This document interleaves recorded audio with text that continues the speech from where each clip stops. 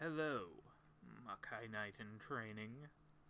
Welcome to the GARO Vanishing Line episode of the Dub Talk Podcast. Now, before we get to the sex and violence you are no doubt here for, we have some legal boilerplate to discuss. Warning. The Dub Talk Podcast may contain language that is not suitable for younger audiences. Listener discretion is of course advised. This episode contains spoilers up to episode 8 of Vanishing Line, and minor spoilers of the first season as well as Crimson Moon. If you are not caught up, might I suggest more training? And finally, opinions expressed are those of the individual participants and do not reflect Dub Talk as a whole. This is especially the case with this episode, as we have an in-depth discussion on a certain returning actor and a performance that could be seen as offensive to some. It is not our place to levy accusations against actor or production. We are merely calling out a potentially problematic performance as such. And with that, I must rest. Enjoy the show. We shall meet again.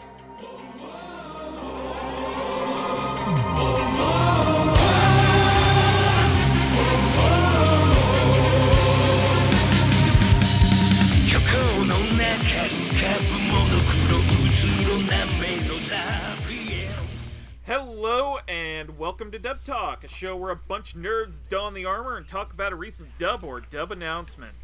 Tonight we dive deep into the streets of Dub Talk City to finally do something about that demon infestation. GARO! GARO! Thank you. Someone had to. It's been a long time coming. Thank you. We're talking about the third anime incarnation of the acclaimed Tokusatsu series, GARO, Vanishing Line. Because apparently I hear Crimson Moon is a bad show. That's what I hear. Crimson Moon? What is... I think that was a bad guy in the Nesu-verse. God damn it. Anyway. The stand's name is Dark Blue Moon, Stephanie. You're not wrong. In any case, I am Roots of Justice, and tonight I am wearing the gold armor as your host. And joining me are a couple of Makai Alchemists to aid me in my quest to talk about this dub. Starting out, we have Lilac. You asshole, you stole my armor. Because I was GARO last time, you motherfucker. You stole it. The melodrama continues. Dun dun dun. My plan is complete. My plan is complete. I have achieved what I have wanted for so long. It's been 100 years. Anyway, next up we have somebody I've actually wanted to do an episode with for quite some time, Sneebs. Indeed, Sneebs, the silver Makai Alchemist, ready here to transmute your life into a dream. That is the wrong show when you use the word transmute. Wrong show. Actually, I think our last person, this is the first episode he's on that I've hosted, and that is Lack. Magic is everything. No, wait, this is the wrong show. Hang on. Apparently, magic is everything. So, and that's a clue for an episode coming out in a little bit. So we're talking about everything else but GARO tonight, guys. Sorry about that. The show's so manly, we just can't help ourselves but explode with excitement. So, from the Crunchyroll website, we have ourselves a little plot description. Highly advanced town, Russell City. While people enjoy its prosperity in the town, there is a huge conspiracy secretly going on which will shake the world. Sword, a man who notices this movement, determines to throw himself into battle and reveal the conspiracy, but only to find a clue: El Dorado. At that time, Sword happens to meet a girl named Sophie, who has been searching for the meaning of El Dorado, a message left by her missing brother. These two, attracted by the word El Dorado, somehow feel invisible ties each other and start to act together. Their journey with mixed feelings now begins. Oh boy. So basically, we've got horrors showing up, and then everything just goes to hell. It's a demon killing show. So as I described it on Twitter, I called it Vampire Hunter D meets Berserk meets what was the other one? It was Berserk, Vampire Hunter D, and Fist of the North Star. Yeah, that was it. So it's just demon. a normal day with Garo, basically. Right. Demon cuddling with skull motorcycles. Sign me up. Skull talking motorcycles. I like the progression of these fucking shows, these Garo series. We have medieval times with Garo the Animation. We have, like, Edo-style Japan with Crimson Moon. And then it's modern day with fucking bike gangs of some shit. Yeah. It's like badass motorbikes and what the hell? It's so like dumb. a weird turn. I love it. I heard, like, the most accurate description of Vanishing Line as the show was starting up on Twitter. Okay. That it basically feels like a remake of a 90s OVA that just never ended up happening. That is actually very accurate. Oh my god. It is. Damn. So maybe so it takes good. place in the 90s. Well, no, there's technology involved. Fuck. So We can pretend it's the spirit of the 90s that lives on in our hearts and on our screens. Yes, it does. I posted on Tumblr. I made a post where I put a picture of Sophie and I put a picture of Pidge from Voltron, and I said the "I'm cute and looking for my brother" club. Oh, that's awful, but awesome at the same time. Gold It isn't stuff. wrong. He is not wrong, and I have not even seen Voltron, and I know exactly what he's talking about. Alright, but while we're sitting here gushing about the show and oh my god, the animation. Dude. Again, like, each of these iterations of Garo has been so different. And not just in animation. I mean, can we, like, talk soundtrack for, like, 2 seconds here? Oh, yeah. The soundtrack is badass. Yes. It is Oh, yes. Like, all of them have been badass in their own way. But this is amazing. It matches so like, well.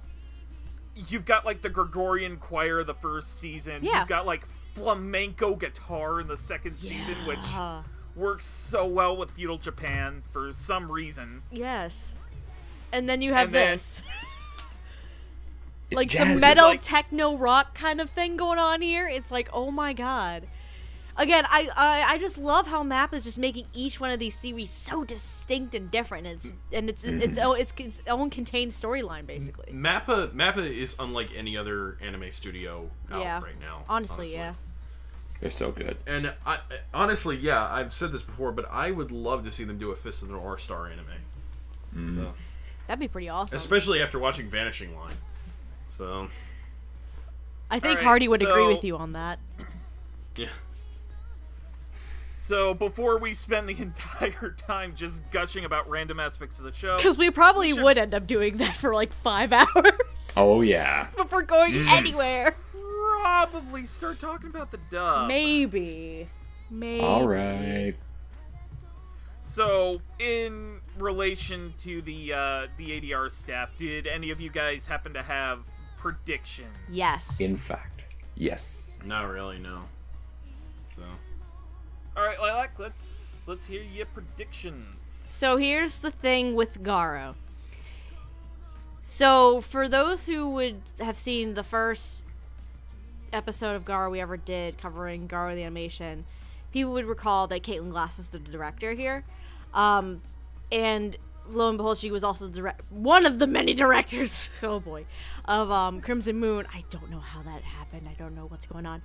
So going into Vanishing Line, and in this season in particular, I wasn't 100% sure that she would end up as the lead director for the show, or the main director of the show, because there's a thing called Love Live Sunshine that's going on this season as well. So initially what my thought was it pulling a new game situation. So someone else who has directed part of the Garo series is also Clifford Chapin. So what I had in mind was, if Caitlin was busy with Love Live Sunshine, make Cliff the lead director and make Caitlin one of the secondary directors on the show itself. because Cliff has not only had experience like performing with GARO Crimson Moon because he was the lead in that, he has directed some episodes for it. So that was the thought I had in my brain. But also as a secondary director, I had Tia Ballard because she was the assistant director for GARO the Animation. And then writer-wise, just to stay true to the source material, I had Miss Bonnie Klinkenbeard as my scriptwriter prediction. Oh. I have logic. I have logic in my selection. You have flawless logic. I do. Well, maybe not flawless, because there's stuff, but... Oh, well, it's better than mine. You thought about it, and that's what I thought about it. Yes. I had some guesses. I'm sorry, go ahead, Sneebs. No. I had some guesses. I thought this might put Colleen Klinkenbeard in the director's chair. Okay. That might be able to click. And for script, I thought this would be a Tatum job. It seemed modern and hip enough that something he would just love to monkey with. But these were just off-the-cuff calls. Nothing serious. I didn't think like Lilac did. I've also seen the other series, so I don't know if you've seen the other series, though. On and off, but I didn't remember the cast. Okay, so yeah. Alright, and more or less I had Caitlin Glass directing, because she would probably fight some people in order to stay on it. Let's be honest here, Caitlin would choke a bitch. Caitlin would choke a motherfucker if she wasn't going to be on this show. She'd create a horror from her own desire to stick on, so yes, we tried very hard to avoid that. She would. I really didn't have anybody in mind as a secondary director, and as for scripts, I was kind of on the fence between Tatum and Patrick Seitz. Okay. They've both done the show before, and yeah, I figured it would be one of the two. See, I forgot that the two of them were the scripts for the first show. I forgot about that. Which, you know, considering GARO... Fucking GARO. The director did end up being Caitlin Glass, and the scriptwriter did end up being J. Michael Tatum. Which, you know, this season is insane. Because there's at least, like, 3, maybe 4 directors that are pulling double duty this season. Caitlin is one of them. Kyle Phillips is one of them, but we're not talking about that right now. Clifford Chapin is one of them. When do these people sleep? I'm concerned right now. Yeah, I mean, Funny's got to be careful, or they're gonna burn themselves out. Yeah, because they're missing out. They're missing like some of the other directors that we know about, and some of the veteran directors too, which is very weird. So I think maybe the suspicion is they're working on home video projects, but that's still really, really weird. So Caitlin Glass has worked on both GARO the Animation and Crimson Moon. She also directed Sakura Quest, Noragami Aragoto, and, as we mentioned before, both seasons of Love Live Sunshine. Tatum, in addition to writing scripts for the first season of GARO the Animation, was also responsible for Aka 13 Territory Inspection Department, Attack on Titan, Assassination Classroom, and basically the anime franchise at Danganronpa. Oh yeah, that happened. That's a thing. I heard the third stuff was okay. Danganronpa right? 3 is good. It's good. Future Arc is I thought it was weird that they decided to do an anime for the third one instead of a game, but, you know. I mean, whatever floats their boat, honestly. Yeah. Gotta keep the mystery juice flowing. You're not wrong. Alright, so who would like to go first in talking about the ADR? Sure, I will. Oh. Okay. I was about to say, don't everybody jump up at once now. Well. Bueller. No. They got the intonation down right. This felt very American. Some of the casting choices they made were really interesting. Some less so. But the overall feel the series had was one of, this is contemporary America, here and now, and while there's some stuff in the later episodes we will get to, it did feel right and fitting for the sort of pulpy here and now, let's cut down a demon behind that McDonald's sort of adventure fun. That's how I spend my spare time. Cut down demons behind McDonald's, Burger King's, KFC's.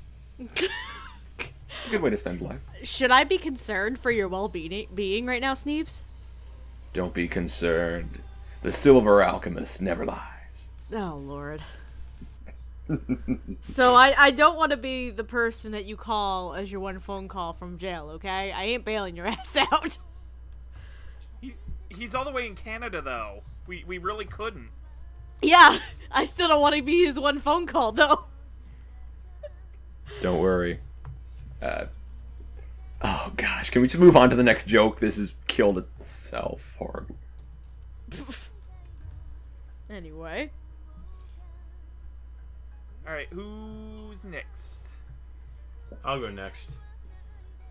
I think a big strength of this dub in particular is the energy that a lot of it has, because as far as I'm concerned, this is a very fast-moving anime, and it's really get up and go in its personality, and I think the dub really reflects that really well.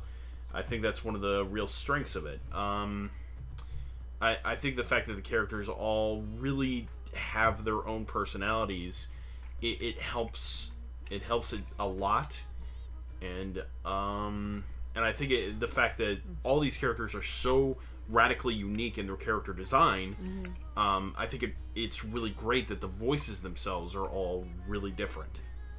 So, because one of my more common complaints about modern dubs is the fact that the voices tend to bleed into one another, I feel like sometimes. Okay. But I did not get that here. So. Yeah, I get what you're saying when that kind of happens sometimes, because sometimes people might sound the same.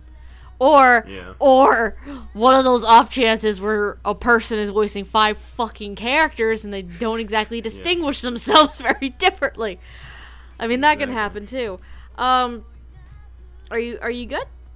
Yeah, I'm good. Okay, I'll jump into my thoughts then. So, I think like we were saying before, Caitlin would probably kill someone if she didn't get the show. And rightfully so, because she has so much passion for the franchise in and of itself. It's amazing. So I'm glad that she's able to handle taking on directing for this season. And with her at the helm, it also means we have some very interesting casting choices, which we'll get into in a little while. But I don't necessarily, with the script, I don't necessarily have issues with it. It's rather solid. But there are moments where you can tell that Tatum wrote this. Now, I only have seen up through episode 3 in the Japanese. But I watched up to episode 6 in the English today. I don't know if you guys have been watching the Japanese too. Is the word creepypasta used in the Japanese when describing the movie theater incident? No. Internet rumor, I think. Yeah. There we go. There are moments where you. I must have missed that. I don't remember creepypasta. That's episode 6. That's why. Oh, okay. You only got through part of episode 5, if I remember what you're saying right.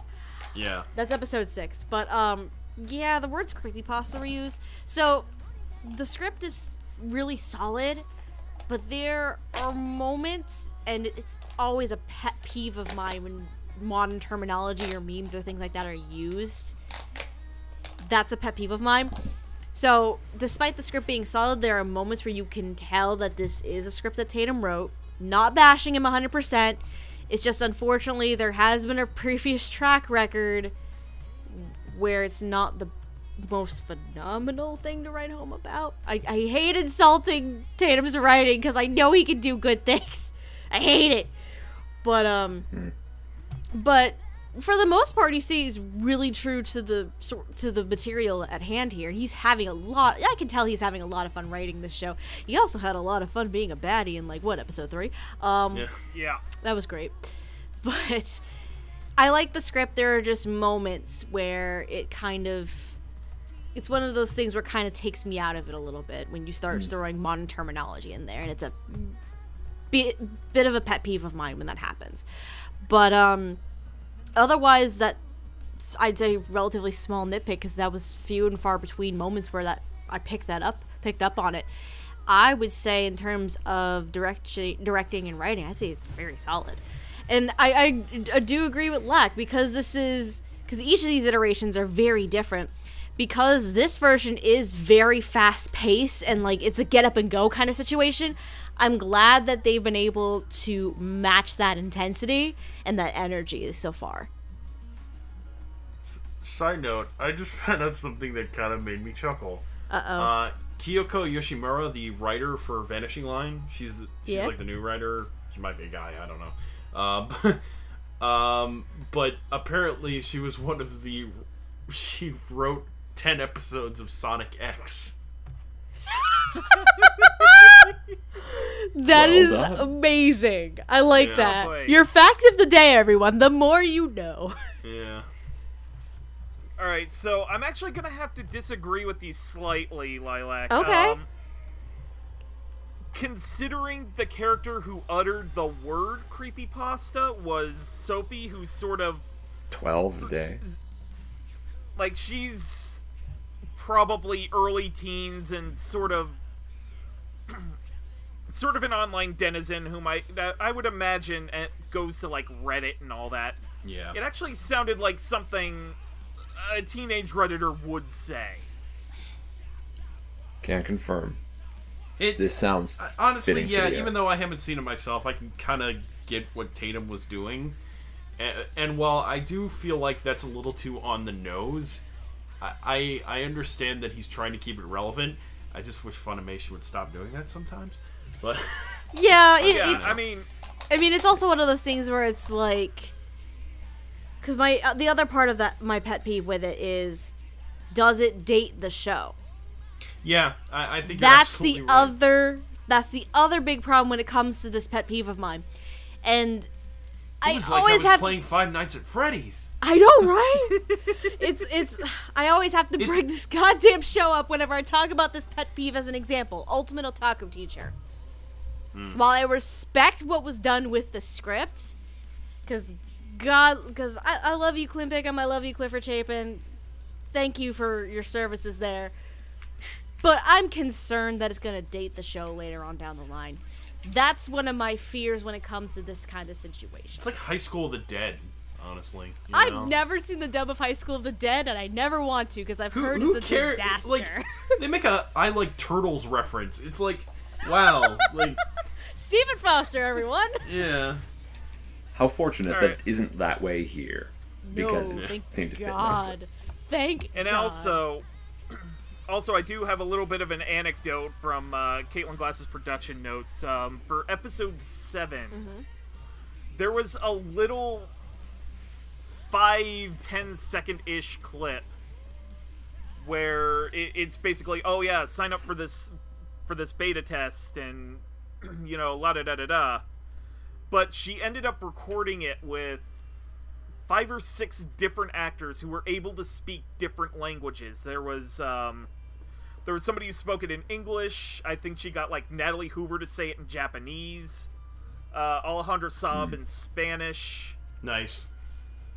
Oh, God. Somebody said it in German, but I don't remember who. Probably Patrick Seitz? Does he actually speak German? I don't know. Damn, okay. I haven't seen episode 7. But oh, God, what's his name? The YouTuber. There's a few of them. Yeah, Alejandro Saab is one of them. Yeah. We're one of those YouTubers. He said it in... Scott, Kaiser Oh, Neko, Scott Lenny Fredericks? Couture. No. Oh, God, what's his name? He said it in Korean, and, Oh, nice. And then, somebody else said it in Chinese. It's like the Howard same line. Wang is like a YouTuber. Yeah, it was the same line said in different languages, put one on top of each other. And it was one of those really kind of cool attention to detail kind of things. Wow, okay. Again, I haven't seen past episode 6, so that's going to be Brittany Lauda is technically a YouTuber. She was. Yeah, Amber Lee Connors. It was a nice touch when they did this. Yeah, okay. yeah. So I really have to respect her attention to detail. It's more the show that I'm kind of impressed with a lot of the cast reprisals. Yeah. Save for one that we will be getting to in the next section. And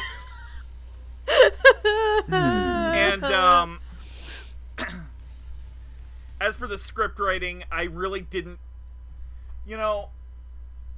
Tatum is kind of well known for the I have the right to get trashed lines.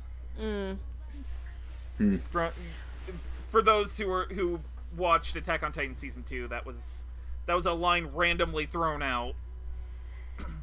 But I'm happy to say I really didn't hear very many of them. Yeah, like in terms of Tatum scripts, this one's actually, I would say, in the middle. Yeah, I mean, Yeah. I didn't taste the Tatum-y of it. Tatum-y is a flavor now. Oh Overpowerful man. Tatum. I mean, we love him. He's a nice gentleman.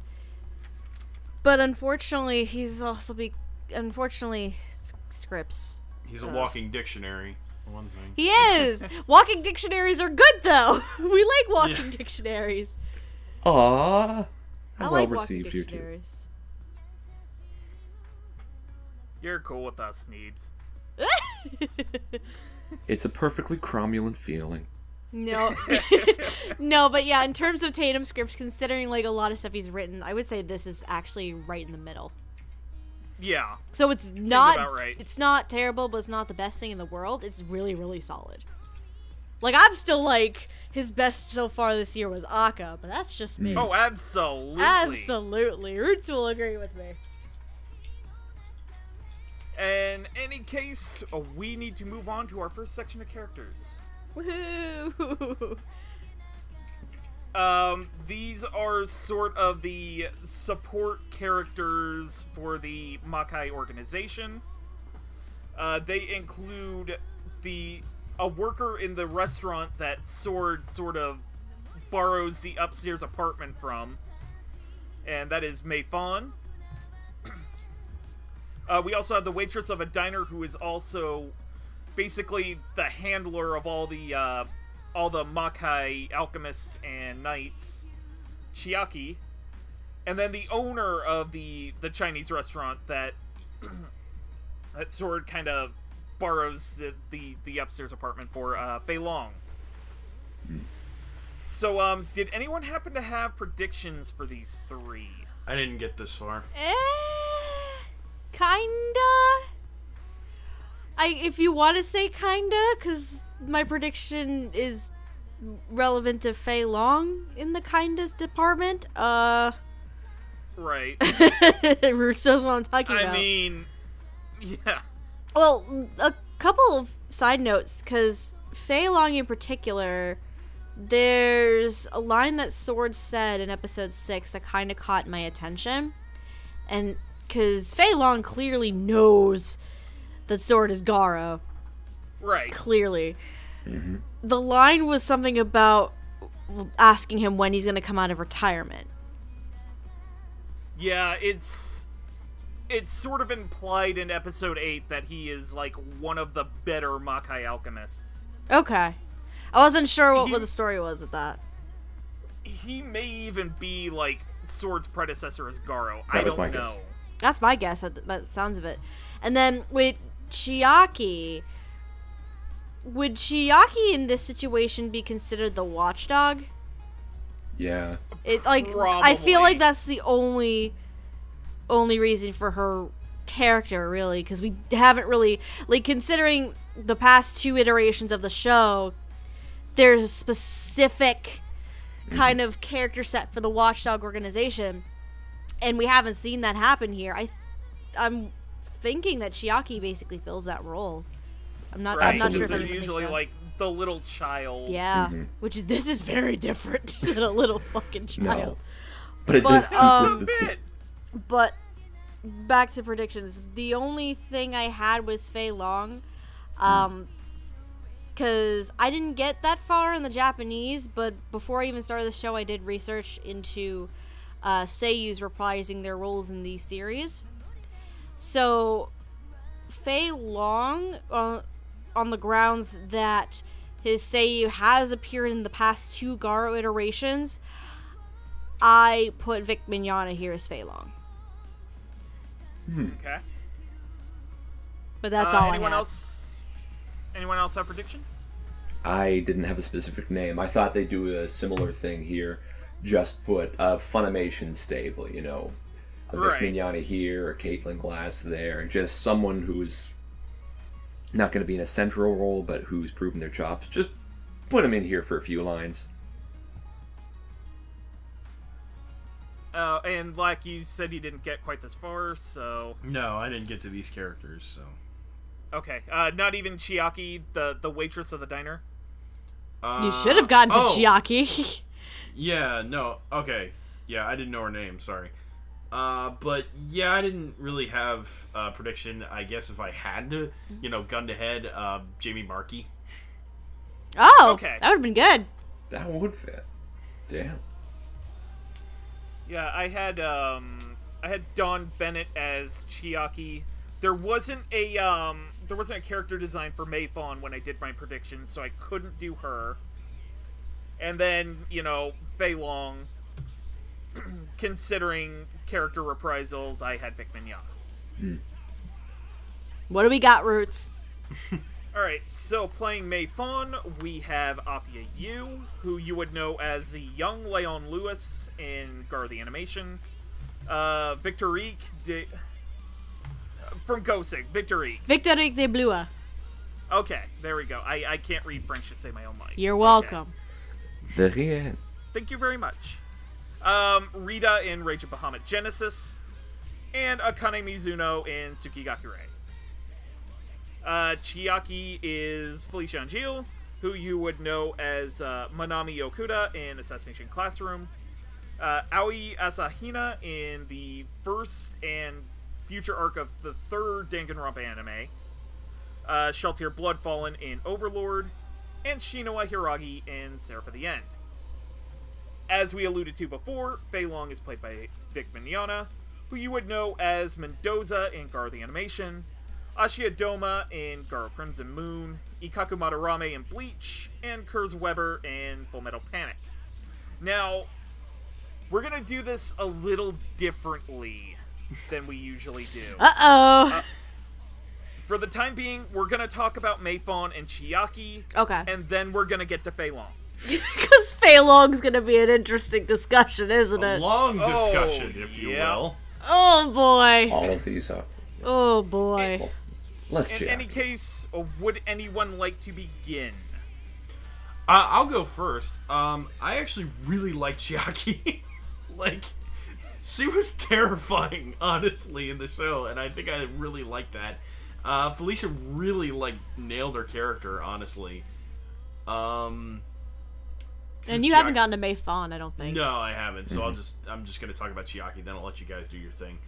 And it's... Yeah, no, Chiaki had, the perfect, condescending attitude through every episode I saw her in, and it was just exactly how the character should have sounded to me. So, yeah. Yeah, I can totally agree with that 100% on Chiaki. Felicia, her portrayal of Chiaki, maybe not to the same extent. It reminds me of Alex in Gangsta a little bit. I didn't get to hear as much as Alex in the Gangsta dub, unfortunately. So The vocal range she uses for Chiaki is actually really similar to Alex, but yeah, she had the snark to her, that condescending attitude, get off your asses and get back to work. It was great. And then Afia was adorable. Afia is adorable as Mei Fawn.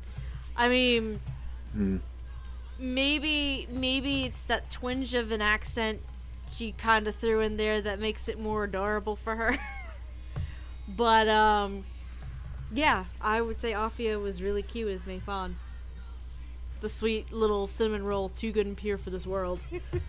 Who can also punch you right in the soul. Yes. Yeah. Sneebs? I found Chiaki was fittingly exactly what the character I thought would sound like. She sounded like it. This role in the GARO franchise in general, I'm extending this to the Toku shows as well, has that perpetual condescension. What are you doing, mortals, here consulting me? And while she is in clearly a restaurateur and waitress sort of role, there's always that edge lurking in the background where she could totally crush you if she wanted to, but that would be the thing that would bring a horror into this world, and that's too much paperwork. So, of course I'll be cheery and bright. You know what? You're making her sound like an office worker, and it actually fits. Oh, yeah. I don't want to do this. This is too much paperwork. This so fits. That's what these sort of roles in the GARO universe are. They're heavenly bureaucrats, sick of this shit, but they gotta keep the job up, so until you collect that celestial pension, keep ticking them off. They gotta keep going until they retire. Let's go. Only one more millennium. I know. Yeah. That's what made the dad in the first GARO so great, is he didn't give a shit. So Exactly. He's the maverick god. Herman Luis is the best fucking dad. I don't care what anyone says. Yeah. He's amazing. He's GARO dad. He drinks from the mug with pride. Yeah. No. And unfortunately, I think that's where the stupid David Wald plays the good DILF jokes come from, actually. I think that's where that started. Dear, what have we tread upon? Oh, Lord. Anyway. Yeah. And as for Mei Fong, as she said, she was adorable in this. Again, it fit the joke of the spunky girl who's not going to take this crap. I still found that the way it was translated, the awkward Chinese English was a little clunky, and it's the script. I'll let you finish your thought, but... No. And I mean, that's the script, that's not her fault, and I have a suspicion once we get to Vic Mignogna, this is what was in the original Japanese script, and our Funimation folk just had to work with it as best as they can while honoring their agreement to fidelity. And, again, she works here, it fits the part, it just so happens the part is a touch uncomfortable in places, but, hey, it is what it is. Okay. Yeah, so an interesting thing to note with Mei Fong is, from the subtitles, because I've actually seen episodes 1 through 8, both sub and dub. Her subtitles are actually in broken English, so I'm assuming she's speaking in broken Japanese. And I think that's the nature of the script, that she's supposed to be cast that way. It's still an ugly sentiment, and it's something that now I think this speaks to Japanese politics right now with Abe's view on foreign policy and some of the Japanese-Chinese relations at this moment in time. But it, again, given the hand that Afia was dealt, I hear you on that. But still, ugly script. Come on, I want my punching demons in the face with a talking motorcycle. I don't want your real world political ugliness. Come on, that's how horrors are born. Yeah. But the hierarchy bureaucrat who just wants to fucking retire and doesn't want to do any more fucking paperwork for your dumbass mistakes, Chiaki. I mean, yeah. Nature of the beast. Chiaki was good. Will not deny. And I do really like both actors in their respective roles, especially with Mei Fong getting into episode 8 and trying to protect Sophie. Like, she shows moments of badass that are just absolutely great. You're telling me things I have to look forward to now. I'm excited. Oh. I haven't watched past episode 6, remember? That's just the tip of the iceberg. Ooh. GARO has lots of secrets. I might have to go finish catching up afterwards. It's fun. You know, as much as the emphasis is put on Chiaki's interactions with Sword, I'm actually a lot more impressed with her interactions with Sophie. Mm-hmm. Yeah. I love her interactions with Sophie. It's great. You know, while she's the I'll sue you for sexual harassment with Sword. Yes. Like from episode 1. Call him out for his bullshit. Get out of the way, Foon. Like, in the beginning of the show, Sophie's trying to get in touch with Sword, but she can't go into the restaurant because she can't afford anything, and Chiaki's just kicking her out, and then I think it was episode 5, she just shows up with enough money for an orange juice. Yes. I think it was episode 5. Yep. It was either... Yeah, it was episode 5. 5. It wasn't 4. 4 was something else. And you can just hear her gritting behind her smiling teeth. Now get your orange juice and get the fuck out of my diner. Chiaki. Yeah. So, unfortunately, we kind of have to move on to the elephant Vic in the room. The elephant in the room. The great white elephant. Which is... God damn it! Did you want to jump that one? I thought it would be my joke. Yeah, it's Vic Mignogna as Fei Long. Oh boy. Because, I mean, he does his old man voice, which is actually not that bad. But he slurs his L's in when he's I'm having flashbacks to the Oron bloopers. Please bring the car around. Yeah, just God. channel James Hong on It's, Big Trouble in Little China roids. Especially when that's really, as far as I understand, it's not really a Chinese thing to slur your R's and your V's. Or not, I'm sorry, not your R's, your L's. Mm-hmm. Okay. And your V's. That's more of a Japanese thing. Maybe he was shooting for Japanese? Question mark?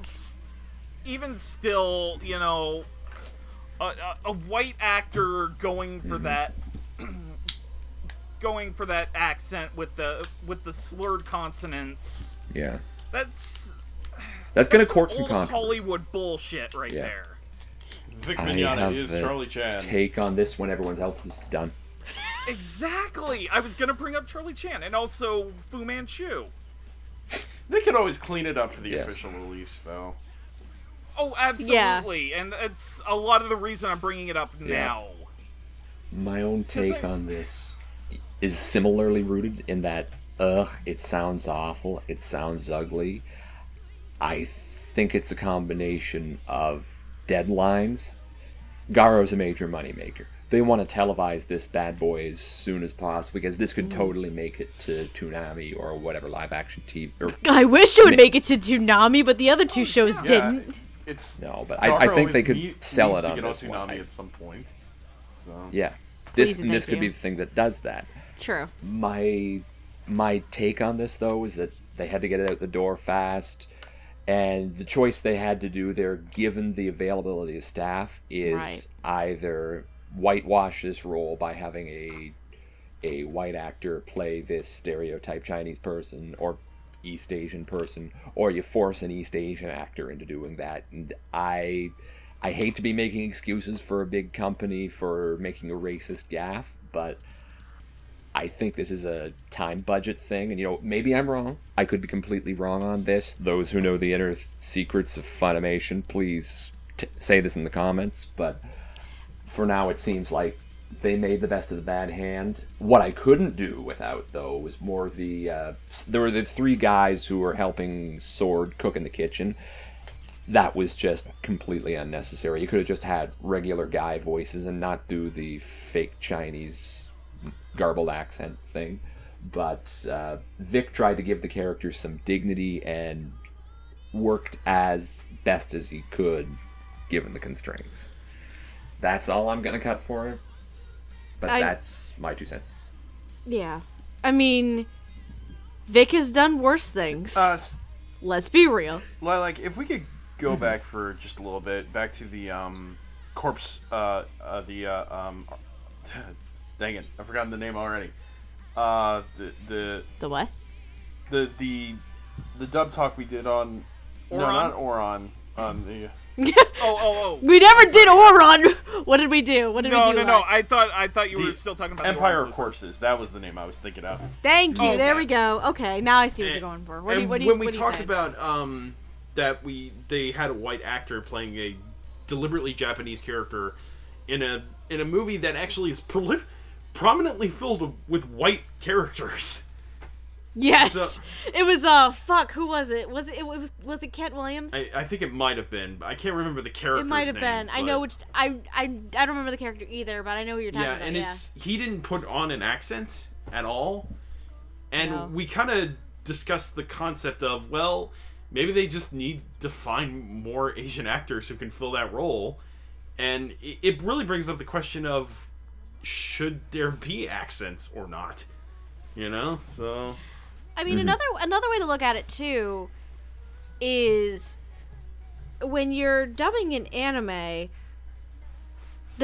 English would be the technical native language for Japan in that situation. So in the case of Empire with Corpses, having no accent for this one character makes sense, while everybody else in the movie had accents. I think you might be able to say the same could be said here for GARO, which means that Fei Long is not Japanese. Right. I mean, because let's face it, based on... the only way you can probably really tell where this is being set is when Sophie's as her avatar and in these chat room moments, and her bubbles are Japanese I noticed kanji. that, which was weird. I thought that was really strange. So you can at least tell that it's probably taking place in Japan here. So again, if we put into context that for anime, like, English equates to Japanese in this sense, accent makes sense coming in here. I can't remember who I talked with about or heard this from. I feel like it was somebody who was part of. I thought I read on the part of the industry in synopsis that it general. was taking place in an American city. I don't know. Yeah, it's probably like pseudo Yeah. New York City, even though a New York City exists in this universe. Blood I Blockade mean, fair. Battlefront is going on the other side of the city, so you know. I know. Hell Salem's can Lot dig is it, over yeah. there. What else we got? No, but in terms of Vic here, of course, the main reason why he is this role to begin with is the consistency of the Seiyu matchup. Right. Right, I was gonna bring that up. That is the main reason why he's in this role in the first place. In terms of the issues with the accent, because I love nowadays when Vic's playing these older characters, and sometimes the villains too. I mean, Vic's a great villain. let's talk He about really is. yes. I mean, let's talk about Mendoza for like a hot second. Dear God. Or when he played Evil exactly. Kirk in Star Trek Continues, he was great in that. So. I've never seen Star Trek Continues, and after hearing him talk about it a couple years ago when he was at Boston Comic Con, I've been meaning to. God, I need to show my dad that too because he loves Star Trek. But anyway, my thing is, because again, I've only seen up through episode 6. Fei Long wasn't that prominent, so I didn't get to hear Vic that much. So I think there is room. I think there's room for improvement, but I also don't want to make a judgment call because I haven't seen enough of it. Yeah, that's fair. Yeah, that's my concern, though. If it is one of those things that can be cleaned up for the home video release, similar probably to Going to Gangsta again, Brandon Potter as Nicholas Brown, and him trying to play a deaf character. If it's slightly similar to that regard, they can probably make some adjustments for home video release. But I don't want to make too much judgment on it, only because I've seen very little of Vic. Aside from that potential little thing there, I think the performance is fun. Like, he's kind of this little bit of a snarky old man. It's great. Yeah, I love Vic Mignogna's old man voice. Yeah, he's Just great. Don't slur your consonants. You can buddy. do an accent without like. That's- You don't have to. You don't have to pronounce wanted- nuclear vessels. Well, of Like, course. If you want to have some fun with it, throw a little Jim Cummings in there. Like he did with Ashia Doma. Yeah, That's a good example there, because I did watch a few episodes of Crimson Moon, because you suggested to do so for a few reasons, and I think this character was one of them. Vic, I should say, is one of them, and his Doma voice in Crimson Moon, I was like, yeah, he plays a good old man. Like it's awesome. All right, so are we ready to move on? Yes. I hope so. I think we basically got everything that needed to get out. I think so. All right, so next up we have the badass Makai Alchemist gunman Luke. My favorite character of the fucking show. Oh god. And spoiler alert, his father Christopher, who is secretly the evil Dark Knight. Oh, thank you for spoiling that for me, you asshole. I only know that he's the dad. That's the only thing I know. Snape killed Trinity with Rosebud. And they're both Tyler Durden. Say Luke looks like a Clamp character. Yes. Does. Maybe that's why I like him. Yeah, that's a fair comparison. Maybe that's why I like him so much. No. Here's the best way I'm gonna put this. I know we all have been saying that Sword is a good boy, but Luke is best boy. I'm sorry, he's best boy. Sword is a good boy. Luke is best boy, though. Sword is good boy in capital letters. Yes. He's Luke a gets some good good boy. Big boy.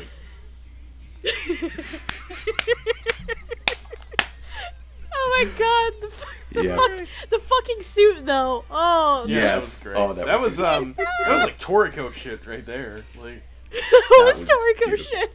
No, but Luke is best boy. I'm sorry, he really No, is. he is. He gets some good He's a development fucking too. badass. I've Yes, he only does. seen the one episode, the first episode he's in, so I don't really know how much further he gets. He comes back in episode 6. Okay. And he does the Clamp character arc of learning where his feelings really come from. And Yeah, it's amazing. he has a little. You hear a little. You get a little glimpse of like his backstory in that episode too. So Yeah. I'm just like, this it's dude's like- a motherfucking badass riding up here with a sniper rifle on a goddamn roof, shooting down bitches. A sniper and rifle the made of monster horrors. He's And Roll the 63 Widowmaker. And then the music just accompanying that is just perfect. I'm sorry, that made it all so badass. I'm like, this is my favorite fucking character. I'm done. Yeah. All right. So did we have predictions for any of these two? Oh, absolutely. Yes. I only have predictions for Luke because I didn't get to Christopher in the Japanese. But I guess you can say I slightly have a prediction for...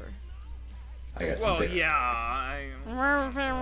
I could probably predict somebody like if I hadn't seen it already, I could give you what I thought might be. So As would I. should I go first? Who's going first? Go Okay. ahead. I was like, who's going first? Well, I didn't meet Christopher, but I did meet Luke, and I guess probably John Grimmellion, probably. So Oh. Ooh, okay. Okay. because I really liked him as Vampire Hunter D, and I could see that kind of Yeah. carrying over to Luke. So Okay. Yeah, I can see that. Hmm. And did you have one for Luke as well? what? Christopher? Did you have a pick? Oh, Christopher. Oh, no, that's no, what I no. said. He hasn't met Christopher. Yeah. He can't really Okay. do that one. No. He hasn't met Christopher yet because he Everybody hasn't else seen go. episode 6. That's alright. That's my bad. Yeah. He's like, I'm done. I had two down here. Speaking of Vic Mignogna, I thought he would have fit in well for Christopher. Get him to lower his register, do the grouchy old man voice. Ooh, that would have Keep worked it lower nicely. register, and I thought he would be perfect for. I It's want actually to get strong. weird who's I think he could. playing him, but We'll get to that in a yeah. second. We'll get to that Yeah, in a second. no, but not as far as his Beelzebub voice in Rage of No. Bahamut, right? Yeah. Not that But far. Not He's that got that far. range. Bahamut. It seemed like a good fit. Do Do it. it. I Do wanted it, do it, do to it. get that Garo, the original Garo, and Mario the Virgin Witch as like a triple fantasy like anime thing. So Dude, Ooh, that would be cool. that is the That would be- best combination. You have is to a- do yeah. it. Nice. Yeah. My other pick would have been for Luke was David Matranga. I would have thought, the moment I heard him in the Japanese, I thought, oh, Todoroki-kun. Todoroki-kun. He's got the sort of reserved, hurting bad boy thing going on that he could totally do that. Luke is very reserved, keeps his himself garden with just a bit of an edge bubbling away underneath. But that was just my own guess. Okay, so, my prediction for Luke, I only had one, because I originally only saw, again, I only saw 3 episodes, so when I first saw Luke, I noticed the quiet, stoic kind of character, who's, I wouldn't say professional, more like dedicated to his work, because one of the big things with Luke's character, and it's so interesting when it comes to his interactions with Sophie, he doesn't give much of a shit about people. Mm-hmm. No. He will just, like, brush them aside because it's his duty to protect them, but not to interact with them. Which is an interesting contrast to Sword, in a sense. But because of the stoic character of Luke here, I also went similar with my hero, but instead of Dave Matranga, I actually had Chris Waycamp. Okay. Because he did take over as Eraserhead for season 2. So I thought that kind of personality and that would fit. That would fit for Luke's character. And I also want to see Chris Waycamp in more things because he's amazing. As for Papa Christopher, so there's the I have a kind of sort of prediction, and when I say kind of sort of, it's the whole Seiyu matching thing, because again, I did my research before starting the show, so if they wanted to, and if Caitlin was at the helm, Christopher probably would have ended up as Rico Fajardo, if that were to happen. But right. Alright, so I guess I'm the last one, aren't I? Yeah, you are. Alright, so again, I say this in every episode I'm in. A lot of my predictions end up coming from the character designs, which is months before we even get trailers with actual voice clips from the Seiyu. See, I just watch the Japanese and go based off of that and what it sounds like. You just go all out. Like, let me see these character designs. I'm gonna pick things. You do the Megan method, except you do this way in advance and not the last minute. Like, sometimes even months before, Funimation even announces them. Oh my god. Which is really, really unfortunate with Altair. Because I've got, like, this huge cast list, and it's probably not gonna happen. Oh, Lord. In any case, my prediction for Luke was Marcus Stimmick. Ooh! That would have been very interesting. Because, mainly because I kind of associate him with sort of detached from other people characters like Dragon from Ping Pong. Okay, yeah, you're right. And, it also kind of fit the character design a bit. Okay. And I also had, Rico Fajardo for Christopher. Again, for the Seiyu matching. So, for Luke, we actually have 2 actors. Oh yeah, you're right. We have Babby version. We have Babby. We have Babby Luke. Adult Luke is played by David Matranga. I hate you, Sneebs, so much. It just seemed to line up. A little bit of a surprise, Kid Luke is actually played by Erica Mendez. Thanks, Internet. Lack just fucking rage quit over there. No. I'm just saying that's the only way that this can happen now is the fact that Funny is using the internet to get everybody. So. Well, I mean, stranger things have happened. I mean, well, if we want to talk about half of the Dragon Cry, Fairy Tale Dragon Cry cast is from California. So no, you want to talk about magical casts that should not exist? Let's talk about Gosick, where Erica Mendez and Lucian Dodge are in the fucking show. Thanks, Cliff. But yeah, Erica's actually been doing a lot of Texas stuff lately. I know that because of like I forget what it was, but I know that Kira Buckland just recently did her first Texas dub. So I think she did like 2. I like that Yeah, I think she showed up actually, and then like everybody from Dragon Cry was done at like the Habitat. Yeah. Which I still get a chuckle that Todd Habercorn calls his home studio the Habitat. That man knows how to market. The Haber puns are strong with this man. But again, perhaps I'm a little still too strong. I'm sorry. still heartbroken in the Empire of. I'm sorry. I'm still heartbroken in the Empire of Corpses talk that we did not think of Habercorps. So. Fuck! You're right. We never did. Damn it! All right, Shit, all right. I good. gotta move this on a little bit. Yeah, Christopher was also Rico Fajardo. Say you So, David Matranga, you would have heard as Briarios in basically everything from the Appleseed franchise. He was Shoto Todoroki in My Hero Academia. Okami, aka Papa Wolf, in Wolf Children. Oh God, Papa Wolf! Oh, he did not deserve that. No, Fuck you guys, he didn't deserve that.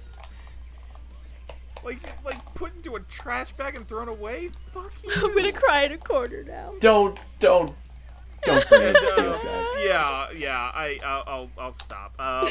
He was Bertolt Hoover in Attack on Titan, and Ushio Aotsuki in Ushio and Tora. Oh, nice.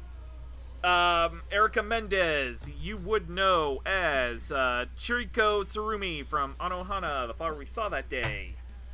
Let's see here. Sorry, I Basically had notes every written 12-year-old down, but protagonist of the last like 5 years. So. Like I wrote down roles of note for everybody except I forgot her. She was also Avril Bradley in Gosick. I was gonna bring up Avril Bradley. Kenya Nerase, Sonia and Fairy Tale Dragon Cry. I'm actually doing an episode on that. Gon Freeze in Hunter x Hunter. Ryoka Matoi in Kill la Kill. And we could probably wrap it up with Akko Kagari from Little Witch Academia. Aladdin from Magi. Let's not forget. Also Aladdin from Magi. I was gonna say. That's a lot of stuff. You've got Gon and you've got Arabian Gon. So. There you go. Oh, also Sailor Uranus. and Diane and Seven Deadly Sins. Anyway. That's enough Erica Mendez roles. Let's talk about Rico, goddammit. Right. You would hear him as Leon Luis in Garo the Animation. Whoop, whoop. Yasasuke in Garo Crimson Moon. Haruhiro in Grimgar Ashes and Illusions. Daryun in Heroic Legend of Arslan. Daryun. And I'm not doing the Arslan alone. Oh, I did the Daryun one for you. It's good. We're good. We're good. My girlfriend just texted me going, Magi, because she can hear me, so. I nearly blew my vocal cords out recording Black Clover. That was funny. So. I got the audio for that. I'm excited to hear it. And Mitsuro Hitoke in Nanbaka. AKA, as Jamal loves putting it, Happy fucking New Year! I loved Nanbaka. Nanbaka's amazing! I still need to get to Nanbaka. I feel really bad. I need to get back to Nanbaka, but I actually, as a JoJo fan, I loved the hell out of it. So. What is wrong with you? Why aren't you watching Nanbaka? What is wrong with you? It's been on my list for like a year. Fix it! God damn it! I know. God damn it! It's one of the best fucking shows I've ever seen. I would go that. I wouldn't go that far. Maybe not one of the. I wouldn't go that far, but it's fucking hilarious. Oh, it's great. Yeah. Stop Q shaming me. I will fucking Q shame you all I damn please. Go watch Nanbaka, ladies and gentlemen. Don't be like Roots who has not seen Nanbaka. like... Don't be like Lack, who has not finished Nanbaka. Watch all of Nanbaka, ladies and gentlemen. Hey, I have worked. Hey, and I just invented a term. I have been in Touche. projects. Oh, yay! Excuse you. I have been in projects with some of the people in Nanbaka. Okay, so thank you. I don't care if you've been in projects. You still haven't seen all of the show. You are forever shamed. Shame. All right. Sorry. I love we need to move how on. Lilac's the crazy one this episode. It's quite harkening She's to not in the charge. one She who's- goes off the rails. Yeah, when I'm not in charge, that's when things go nuts. I I can love just you be all. like, I don't have to be as organized or as take charge as I need to. I can just go balls to the wall crazy. Though I love you all. contained, mostly. But we do need to move on to Yes. opinions because we're like an hour in. But we're almost done. We're almost done, so we're good. Yeah, we can have fun with this. We could screw off a Yeah. little bit. I mean, You guys already had like almost Okay. 3-hour episodes. Yeah, this is true. this is not going to be a 3-hour episode. I've looked great. at I'm some happy of the about uploads and that. I was like, you guys really let it go on that long? So- Yeah. The problem this- is, the problem usually is we have too many characters to fucking know. talk about. That's usually the main problem we run into. Yeah. Yeah, I was gonna put like all the horrors in here. I was but, like, you no. know, did we really need to? No, No. I was like, Acknowledge some stuff. no, I told you, I was like, dude, with the 4 of us, considering like the discussions that'll probably happen, I guess Yeah. Let's we're not not. going to talk about don't Jamaican need guy to. then, are we? So no, Even we're though- not. Probably We can not do it in until final Yeah, thoughts. That's sad, but We'll talk about anyways. Christopher von that was Trailheimer awesome after. when I heard that, but moving on. So, Yeah, but yeah, we kind of need to get to our impressions. Yeah. So Who'd I, like for to go one, first. I will go first. Okay. David Matraga did a very good job. He, particularly when you get to the flashback episode, that's episode 6, right? 6 or 7? Yeah. The movie theater one, yes. The movie theater one. Yeah. He gets a great chance to, even just with the breathing, and because he's not vocalizing very much as the present version of him. So you get to see a lot of the carefully cued where it's just an inhalation, exclamation of a single word, Dad! But he knocks it bang out, and I am really looking forward to when we get to the latest episodes. Once those are dubbed, it's going to be fun hearing from him, because he's got it there, he's got that range, and seeing it finally come out it's going to be fun to see. And as for Christopher, Rico, good job. You had to be gravelly and hardcore and all of the awfulness that we would come to expect from a character who is like that and lifts demons with his bare hands and must get stronger. Good job, Rico. You gave us exactly what we needed. I'm done.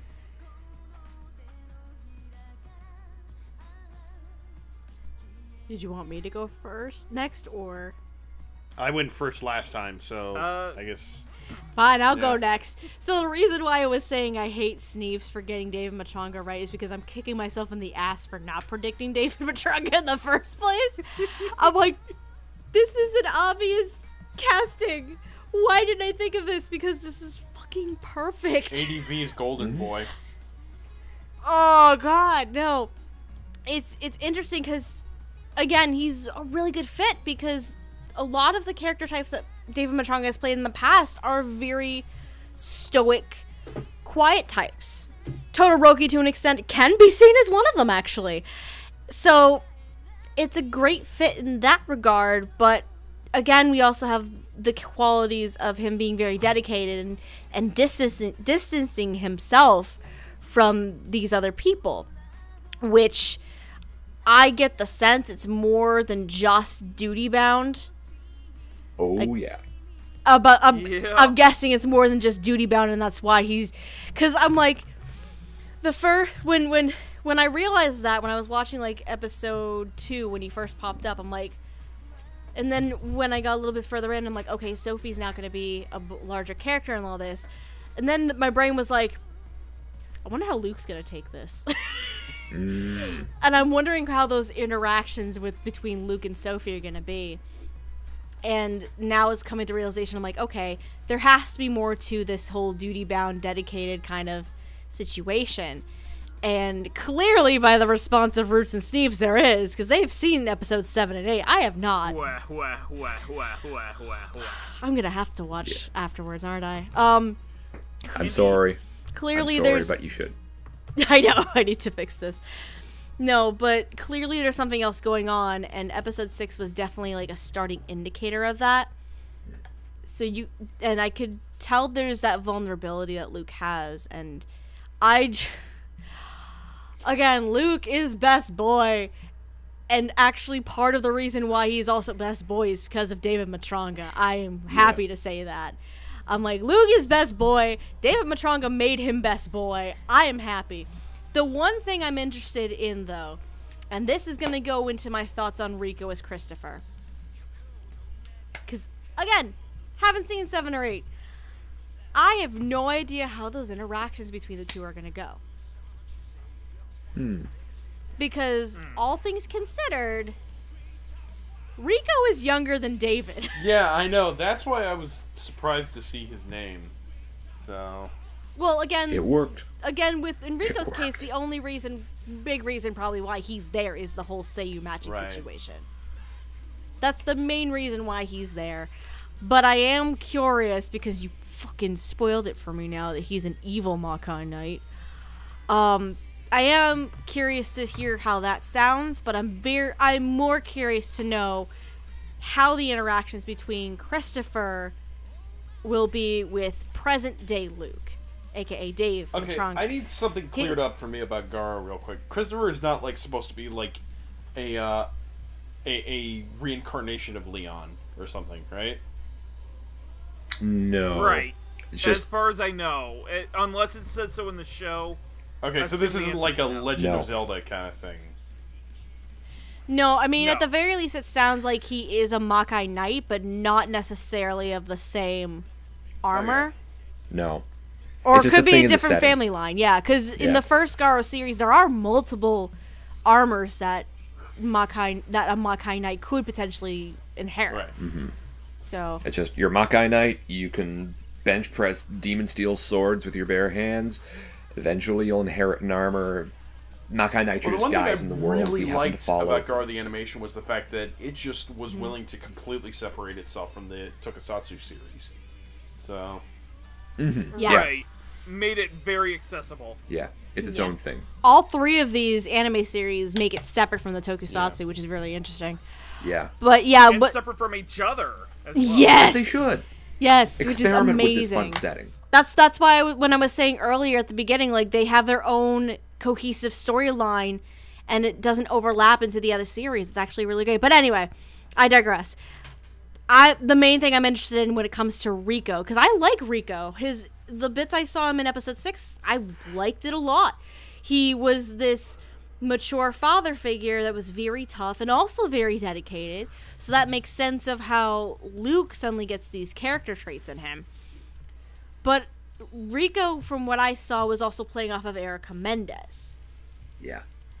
I need to see how Rico plays off of present-day Luke, Dave Matronga here. Yeah.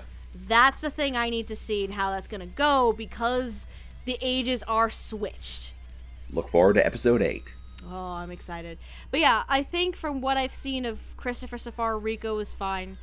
And I'm still kicking myself in the pants for not predicting David Matronga, because David Matronga is fucking perfect as my best boy. So, as the best boy of the show.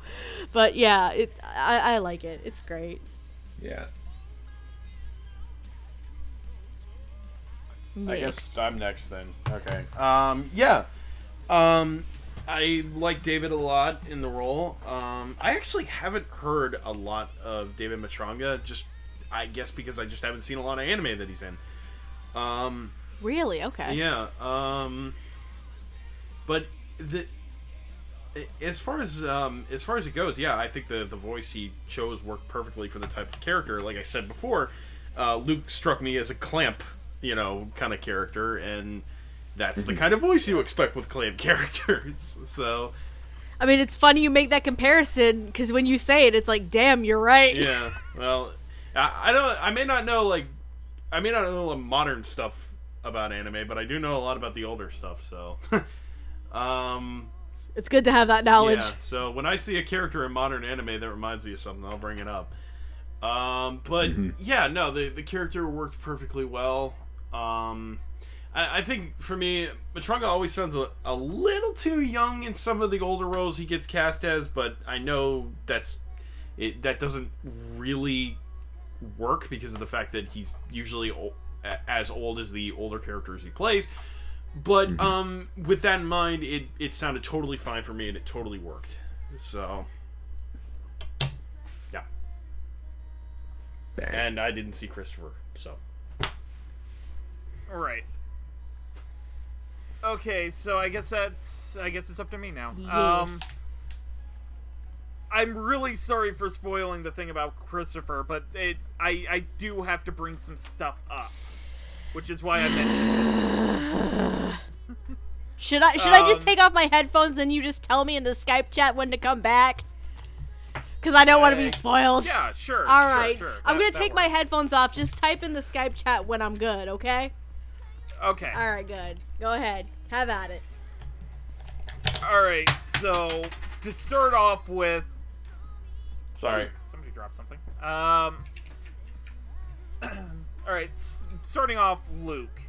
I really like David Matrunga's cold, distant, but kind of stoic portrayal of the character.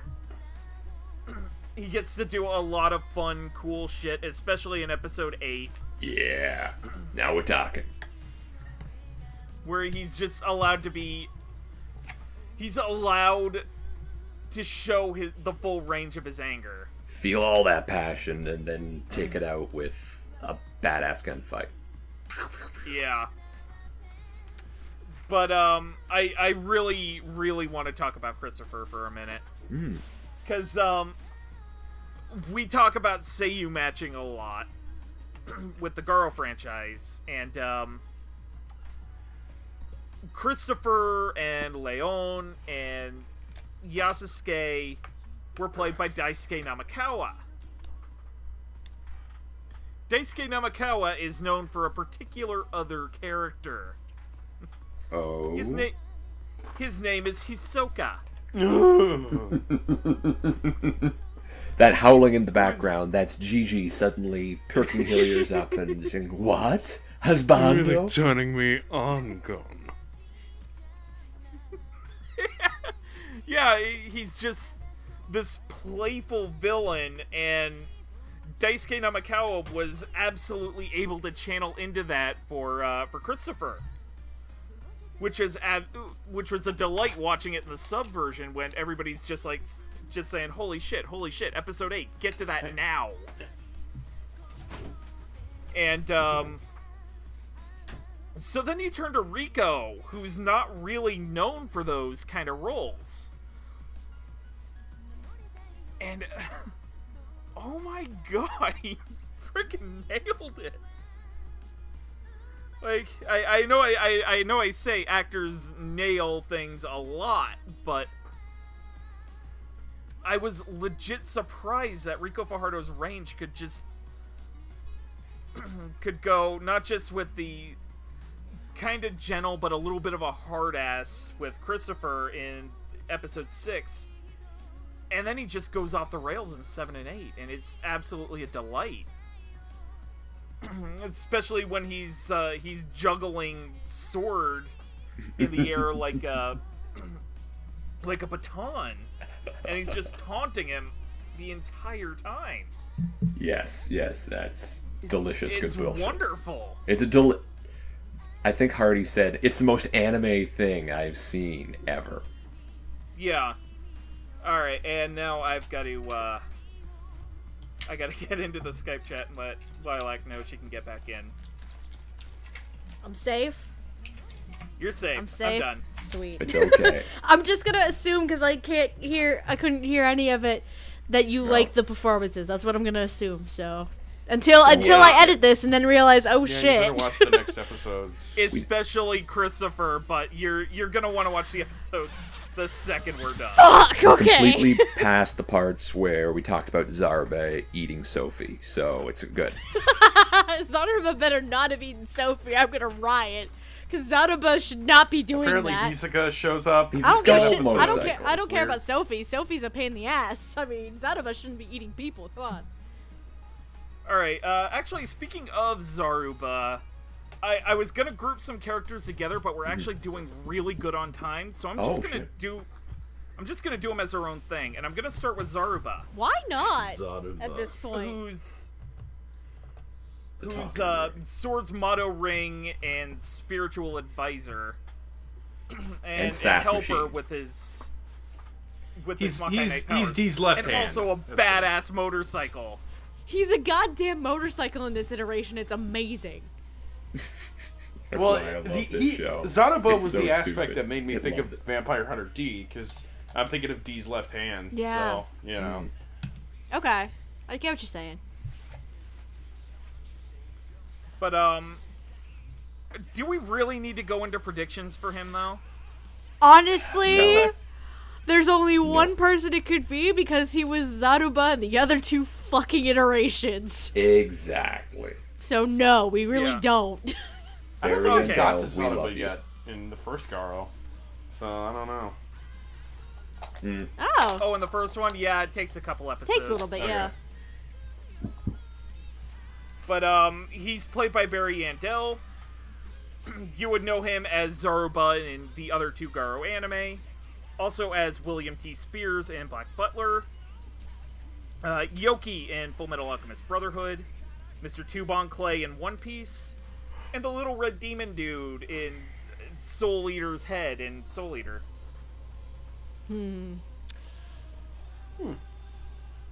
Oh, good cast. Good call. So, The Twin Peaks what guy. what all do you have to say about Sword's ring wife? Just as snarky as he always is. Well, it's great because he has like a kind of a meathead to play off of now, which he didn't really have in the previous two. So He doesn't really have that in the live action series either. No, because I mean, They're so if we're serious. talking about the anime, we've had Leon a Luis, Final who's, Fantasy character. let's face it, well, yes, but he's also emo as fucking Yeah, hell. that's what I mean. He's a Final Fantasy character. Yes, and then there's Cliff's fucking character in Crimson Moon. I can't remember his damn name right now. No one can remember Crimson Raiko. Moon. Raiko, thank you, Raiko. We blot who out the memories of that is- show. Who is full of energy. He has a lot of energy and a lot of spunk to him. And then you have Sword, who's basically a goddamn meathead. He's guts if he enjoyed life. Yeah, Zaruba is snarky, and I love it. It's I mean it's like Batman and Alfred. It's kind of like, you know. He's the Alfred, yeah. Zaruba's Yeah, the Alfred pulpy in this roots. situation.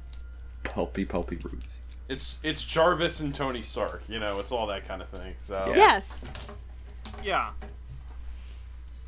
It's great. Like, some of his snarky moments, like, I think some of my favorite moments where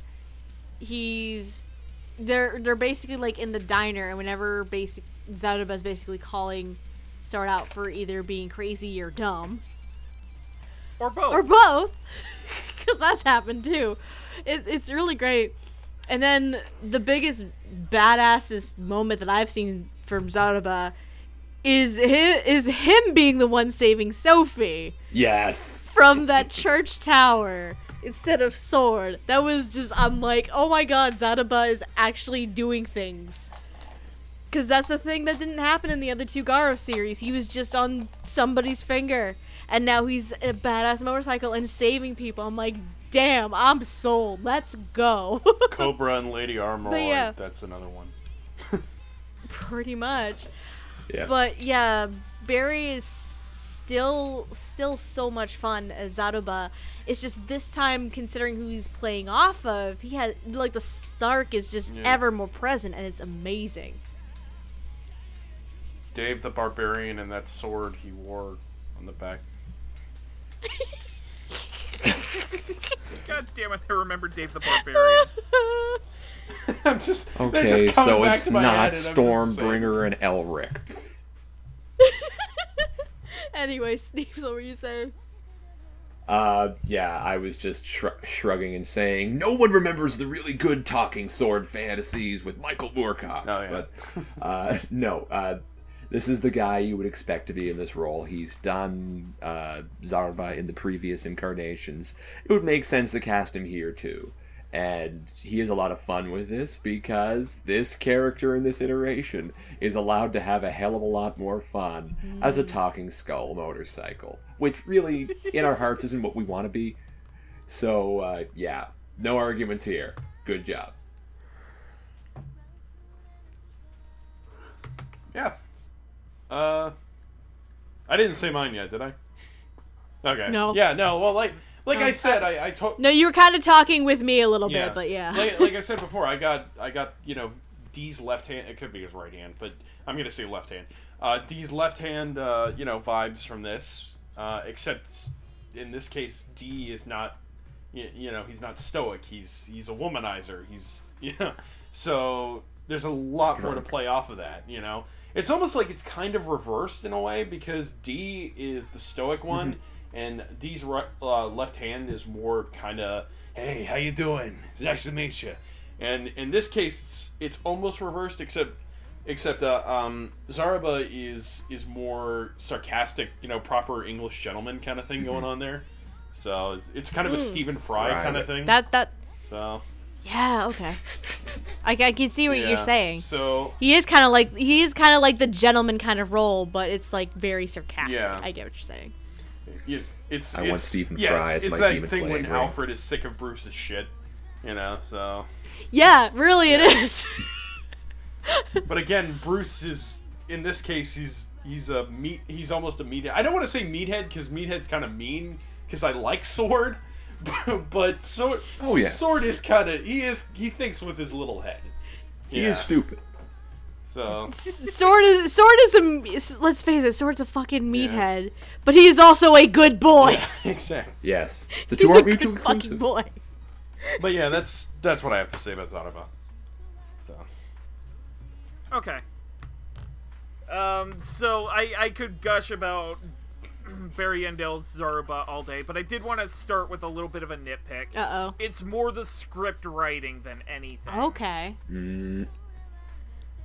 Because a few times I feel as if Zaruba just gets a hair too mean. Yeah, I can see that. Like in particular at the end of episode 1, where he's just like, yeah, I don't like women writing on me because I get the smell of Harlot's makeup. Harlot's perfume all over my skin. That is a Tatum line for you right there. Jeez. Yeah. Another moment where you can tell it's a Tatum script. Yeah. No, I get what you're saying, but considering the personality that Zaruba has, and probably the fact that Sword has had many women ride on his bike before. I mean, Sword probably smells like It's women like, himself. So. Yeah, why wouldn't Zaruba be mad about it, But, I made a joke in the first GARO episode we did for Dub Talk. Yeah. Involving Zaruba, where I described that I kind of hoped he would sound like, oh god, let's see who here watches classic cartoons. The Great Gazoo from okay. So, I forgot you said that. I forgot you said that. So Seth MacFarlane. Oh, you wanted Stewie Griffin to be Zar. Great Gazoo, what do I do? You really screwed this up now, didn't you, Dum Dum? Yo. You screwed this up now, didn't you, Dum Dum? Yeah. There we go. There it is. Yes. That's actually perfect, and yeah, that's actually kind Bringing of more women onto my bike, performance aren't I you, got Sword? with Oh, him. great. Oh, bless you. Bless Casual you. sexism here now. Thank you. Thank you for being a part of this episode, Luck. I love you. Thank you. Thank you. You're welcome.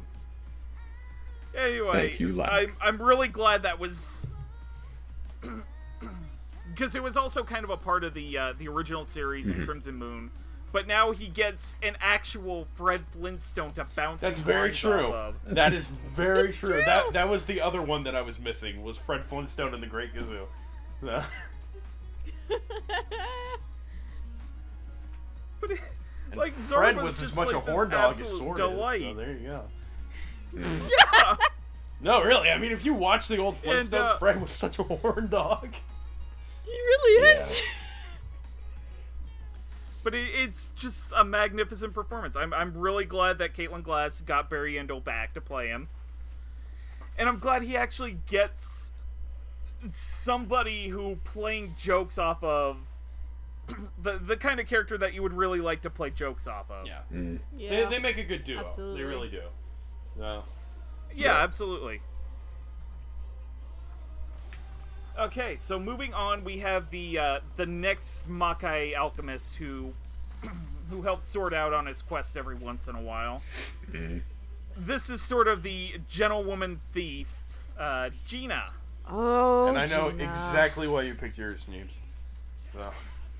Yep, you know exactly Yeah. why. Are we allowed to just go off now about your guesses? Yeah, if you guys want to mention your predictions, Yeah. go right on ahead.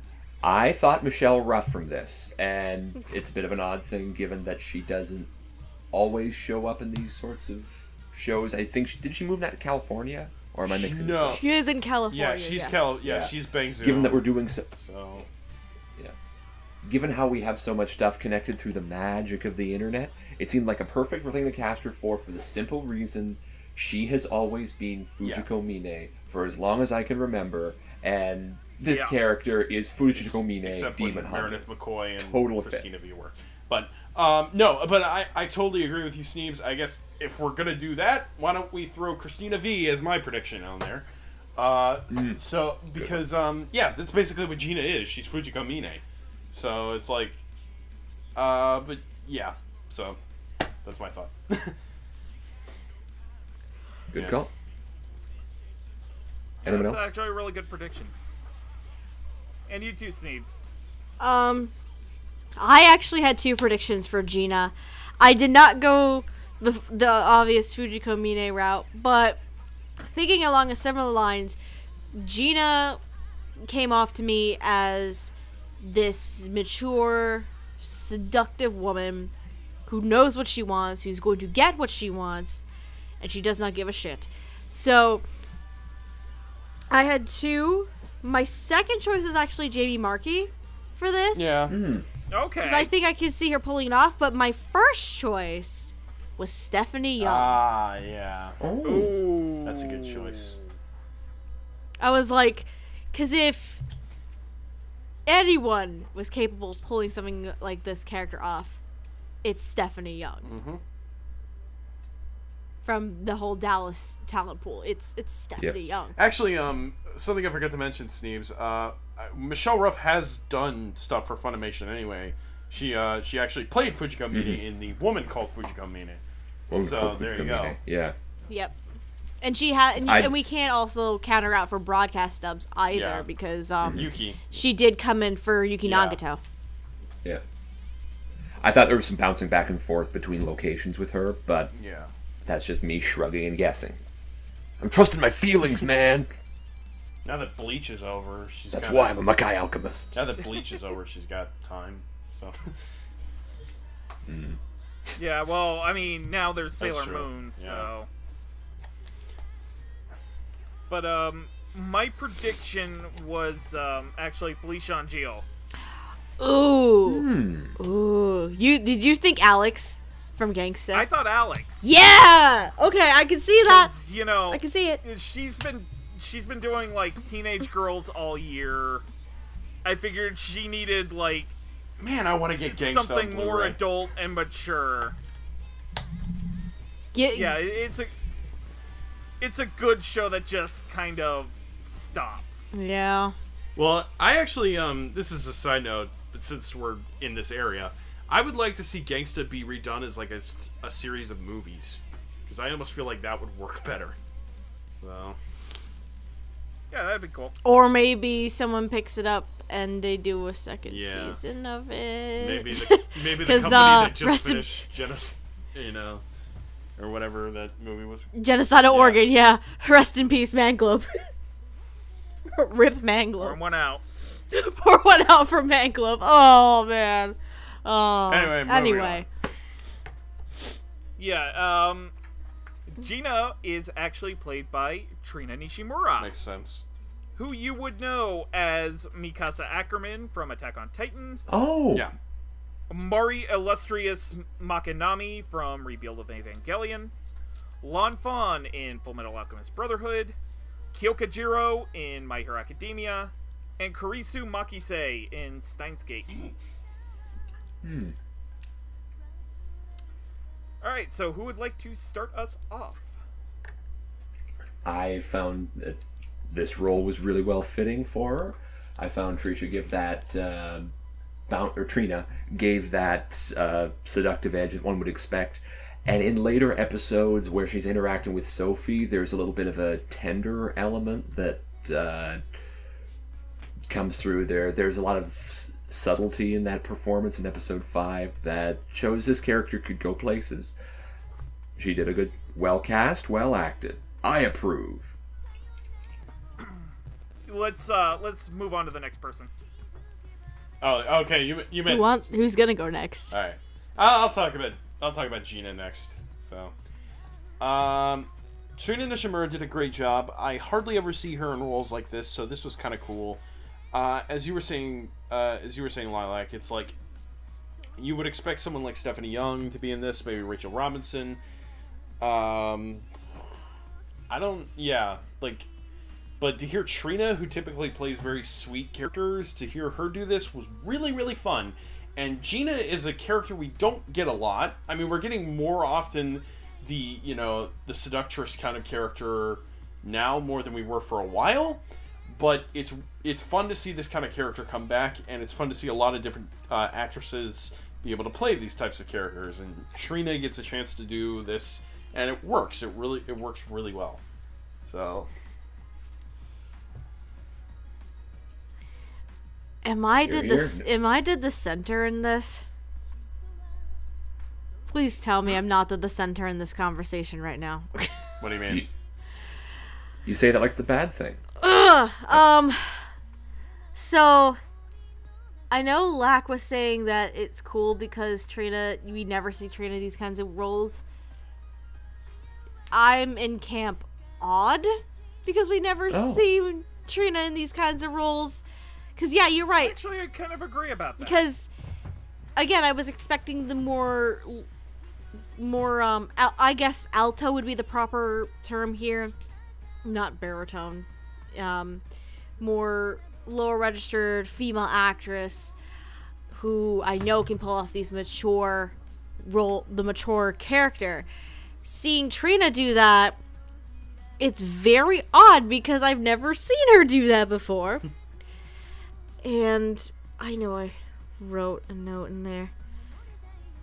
Yeah, normally I don't really associate the mature and sexy character with Trina in any shape or form. But I believe she can pull it off. It's just going to take some time for me. Because initially when I was introduced to her in episode 3 and I was watching Trina's performance, I was rather hesitant on it. But it grew a bit stronger, I think, when she started to interact with Sophie a bit more. When she started to become a mentor, maternal kind of figure towards Sophie and giving her a reality check, like, this is what we do. If you are throwing yourself into this world, you have to be prepared for this. Like, it was those moments with her interactions with Sophie that I felt a little bit stronger for Trina. It's just that it was very iffy starting out when we were first introduced to Gina. So I'm still hesitant on it, but it is growing on me. Probably because I'm not used to hearing Trina as the mature, sexy character that is not Mikasa, because Mikasa is not sexy sounding in the slightest. Yeah. But it's gonna be very interesting for me to kind of grow into it a bit more as I'm watching this character. But I am interested to see how Trina progresses with this performance and this character type. So it'll be I think it'll be interesting. It's just going to take some time for me to really get used to, because it's a completely different character type I've never really associated Trina with before. Yeah. Seems fair. Okay. Yeah, that's a reasonable assessment. Hmm. And I mean, I'm gonna be honest here. When the cast list came out, I think she was in the initial cast announcement. No, I don't think she was. Or it was relatively quick in the process, and I'm just looking at it like, what? Really? And I mean, as it's gone on, especially with episode 5, it's grown on me a little bit. But you're right, it does feel just a little bit wonky. Yeah. I just think it's wonky because it's a character type we've never seen Trina voice before. Yeah, and I mean, I'm sure she has at some point. It's probably just a very obscure thing in Funimation's catalog. But yeah, it does come off as a little strange.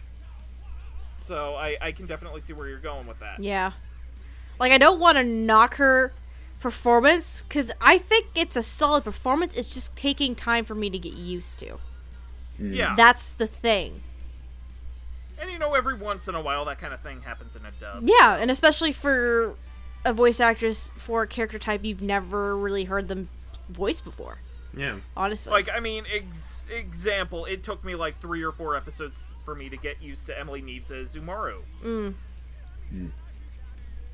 Because, I mean, in the episodes Hardy played in the hotel room at A-Fest, I was really not a fan. And then it just kind of randomly clicked. So, yeah. Okay. Yeah. Hello? I'm here. I'm still here. Okay. I was just chatting in Sorry, the chat on Twitter. Oh, gotcha. Okay. Sorry. We're absorbing your gracious story. I don't know if it's a gracious story, but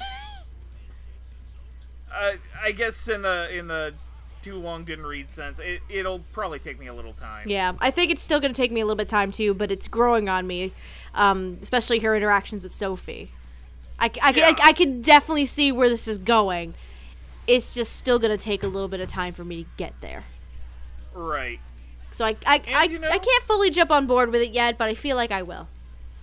Yeah, and you know, speaking of Sophie. Sophie! Let us segue onto her. Oh, Sophie. Sophie. Sort of the spunky little orphan who's trying to find information on her older brother, who ends up teaming up with Sword and does stuff. Runs screams and hangs out at a diner. You know what I kind of hope and wish for what could happen to Sophie? She gets trained to become a Makai Alchemist or something? Yeah, okay. Good. I'm not the only one having cool. that. That's gonna happen. Yeah. That has to happen, right? Like, we all predicted this. Please, can it happen? Can we have Sophie as a Makai Alchemist? That'd be amazing. Or you know, buck that bullshit rule that, you know, women can't be Makai knights. You know Fucking right. what? Let her Fucking be one. right. Make her the first female Makai Knight. Let's go, show. Do it. It's a show where you can punch demons on the face with your motorcycle made of metal skulls. Women can pick up a fucking sword and kill demons just like anyone else because they're fucking superheroes. I mean, if we're going logic sense, though, at most she'd probably be a Makai Alchemist, but it'd be fucking amazing if she could become a Makai Knight, though. Let's face it, guys. She takes on Sword's diet and then starts working on the punching Sword's bag. diet. You know, does a little CrossFit here and there. Sophie's gonna get so swole. It's not even funny. She just hits a Oh punching crap, bag. now the image is in my head. I can't stop laughing. She's gonna make Sword look small in comparison. Oh my god. Damn you, Lilac. Damn you. Yes. Oh god. Okay. All right. Do we have guests? Yes. Yeah, well, I bust a gut. Let's Okay. get to the predictions. I have All predictions, right. yes. May I take a first stab? Go ahead. Keeping with the theme of we can use the power of the internet to bring all the actors of the West and the South together, I put down Erica Mendez. I thought Erica does kid characters. This is a kid character. This is someone who is a feminine sort of higher register voice that would have a broad and great range that covers a lot of different emotional beats. Erica's seasoned, sure, throw her in this one. Yeah, I can see that. That's my 2 cents. She ended up being in the dub anyway, so there you go. Yeah. I mean, it's not much of a stretch anymore, Yeah. so Welcome to the future. we have the technology. No, I had 2 predictions for Sophie. Both of them, I guess you could say, are very similar. But they have played the spunky, precocious characters before. My first choice was actually Jeannie Dorado. And then I also have as my second choice Jill Harris. Oh. Yeah, those both would have worked. Mm-hmm. Well, I didn't really have any predictions. If this was like 15 years ago, I would have said Laura Bailey. But Yeah. You know you're not wrong. yeah, if it's now, maybe Tia Ballard. So possibly, Okay. but I'm not like super like stuck to that. I'm just throwing out her because I could kind of see it work. So I can see it too. They might be holding on to her for potential Seiyu replacement. Yeah. Which, by the way, just to bring this up, did at one point Chiaki sound like Tia Ballard to anyone else?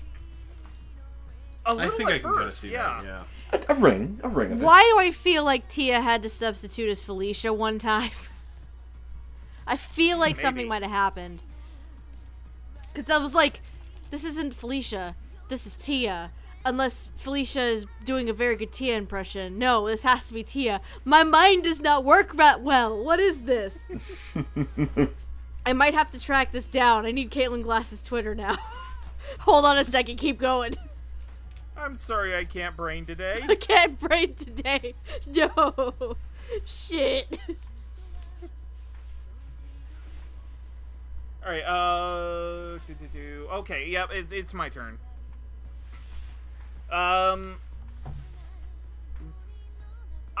kind of had to think a little while on, like, the young, spunky kind of character actors in Funimation's acting pool, and eventually it ended up being basically put a bunch of pictures on a dartboard and see what I land on, and it ended up being terrible. Okay, yeah, that makes sense. I would imagine also, like Lilac said, Jill Harris and like Sarah Wiedenhaft, Dawn Bennett. Yeah. Probably even like even probably someone like Natalie Hoover would have been somewhere in the ballpark of the vocal range I was looking for. But as it turns out, none of us were actually correct on this one. We fail so hardcore. Bum bum ba-dum. Playing Sophie is Madeline Morris, Yeah. who you would know as Noriko Yamada in Alice in Zoroku, Ero Chitanda in Hyoka, Hotaru Hoshikawa in the second season of New Game, Bianca in Izetta the Last Witch, and Kasumi Ayase in DSRA. So, why don't we get started? Thing. She's a thing. She does stuff. Child actor with a actor cast into a child role with a voice that sounds suitably scared when, oh god, something's trying to eat my face, while also having the cheerful exuberance when she's browbeating Sword into buying her lunches. I recognize that kid heroes can be a real pain in the keister at times, but I was on board with this, and I found the The only thing that I cringed about was a little bit when she was in the Chinese restaurant, but we've already discussed the uncomfortable racism within this series, so I'll just say bad, racism, bad, but carry on with the rest of the character. I think she's great. Madeline makes Sophie feel real. I'm done. Well, I will kind of, just on a side note, say that that the scene you're talking about in the Chinese restaurant, that was also basically in the Japanese version. Oh, so. no, and nothing to do with they're adapting what they have. It's just right. I have to waggle my finger and chai it and say, "Dang nabbit, guys!" But hey, someone has to keep them from getting the internet hate comments on our podcast from exploding. Yeah, there you go. It'll be me, Silver Alchemist and Defender of Justice. I'm done. Alright, who wants to be second? I'm trying to track down if she revealed that Tia stepped in for Alicia at one point. I can't find jack shit. Then I'll go next. Fuck. I think she sounded great. I thought Sophie had a lot of personality. I thought she had a very teenage girl kind of, like way about her, which was great. But it never came across as annoying. Like, I never hated the character. I thought she was totally interesting, and her motivation was really sympathetic. Never came across as whiny or anything like that. And I think that's a really tricky thing when you're writing a teenage character, is when you try to make them sympathetic and they may come across as just whiny or annoying. And none of that was here. And that was a really big strength, I think, to a lot of this dub, just in general. So, yeah.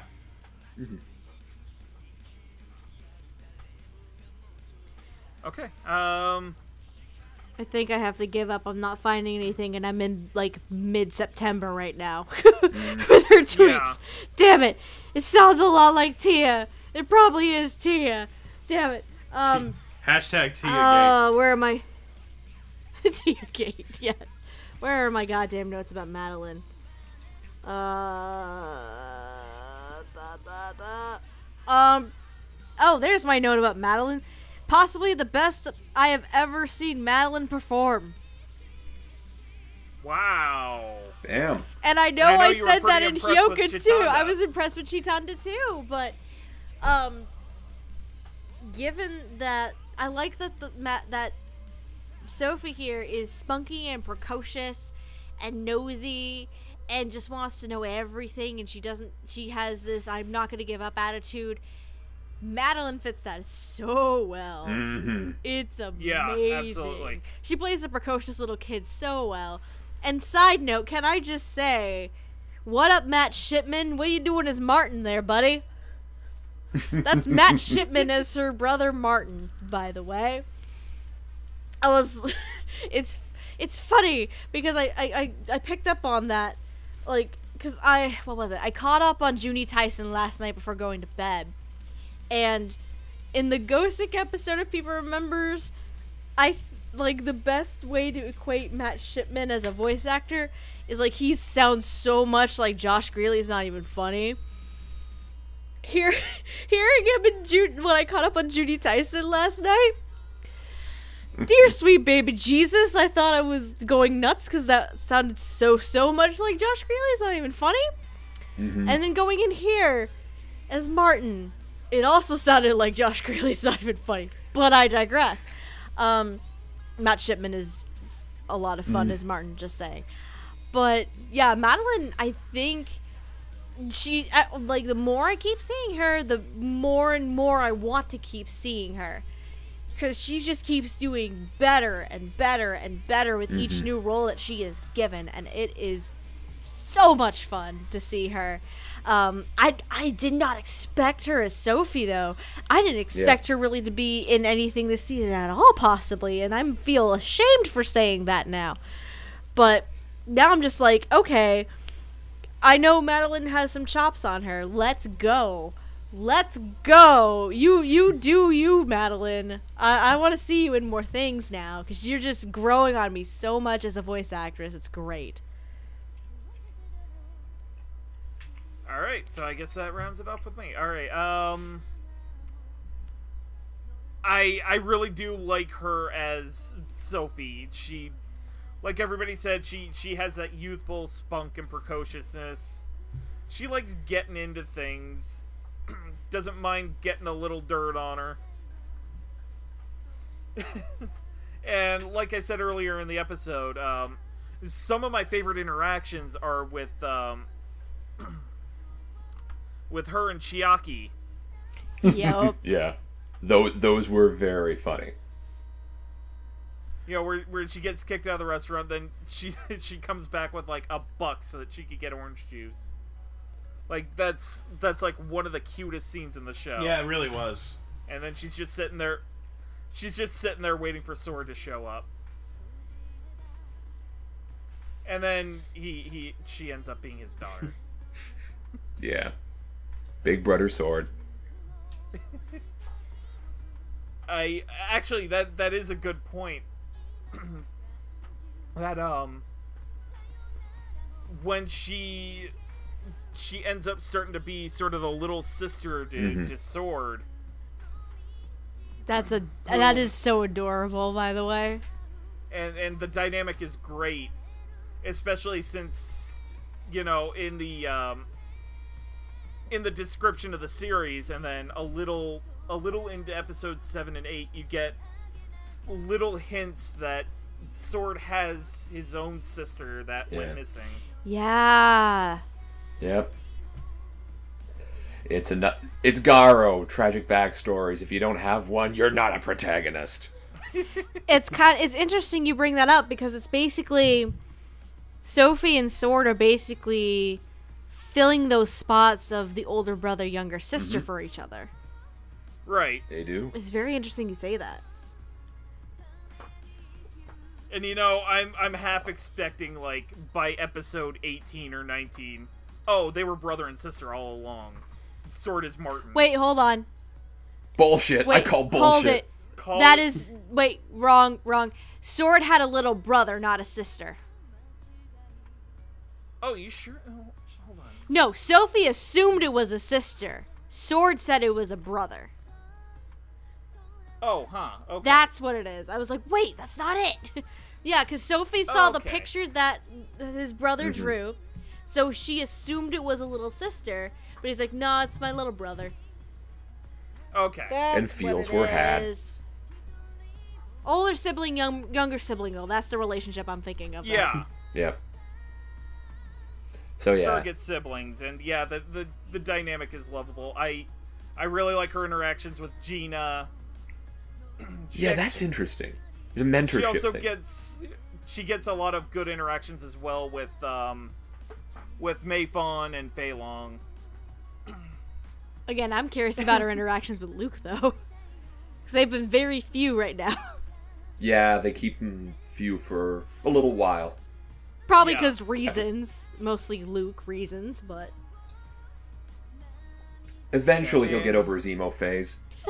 Eventually. Once the meds kick in, it'll be good. I'm choking on my orange juice. Oh no. Yeah. Dr. Sneebs provides one good kick in the ass, and it will cure your Makai Alchemist of all his bullshit. That's the Dr. Sneebs guarantee. Nice.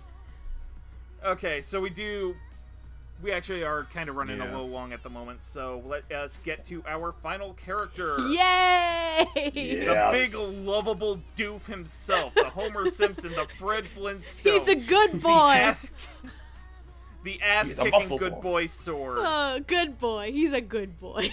He is a McElroy-level good boy.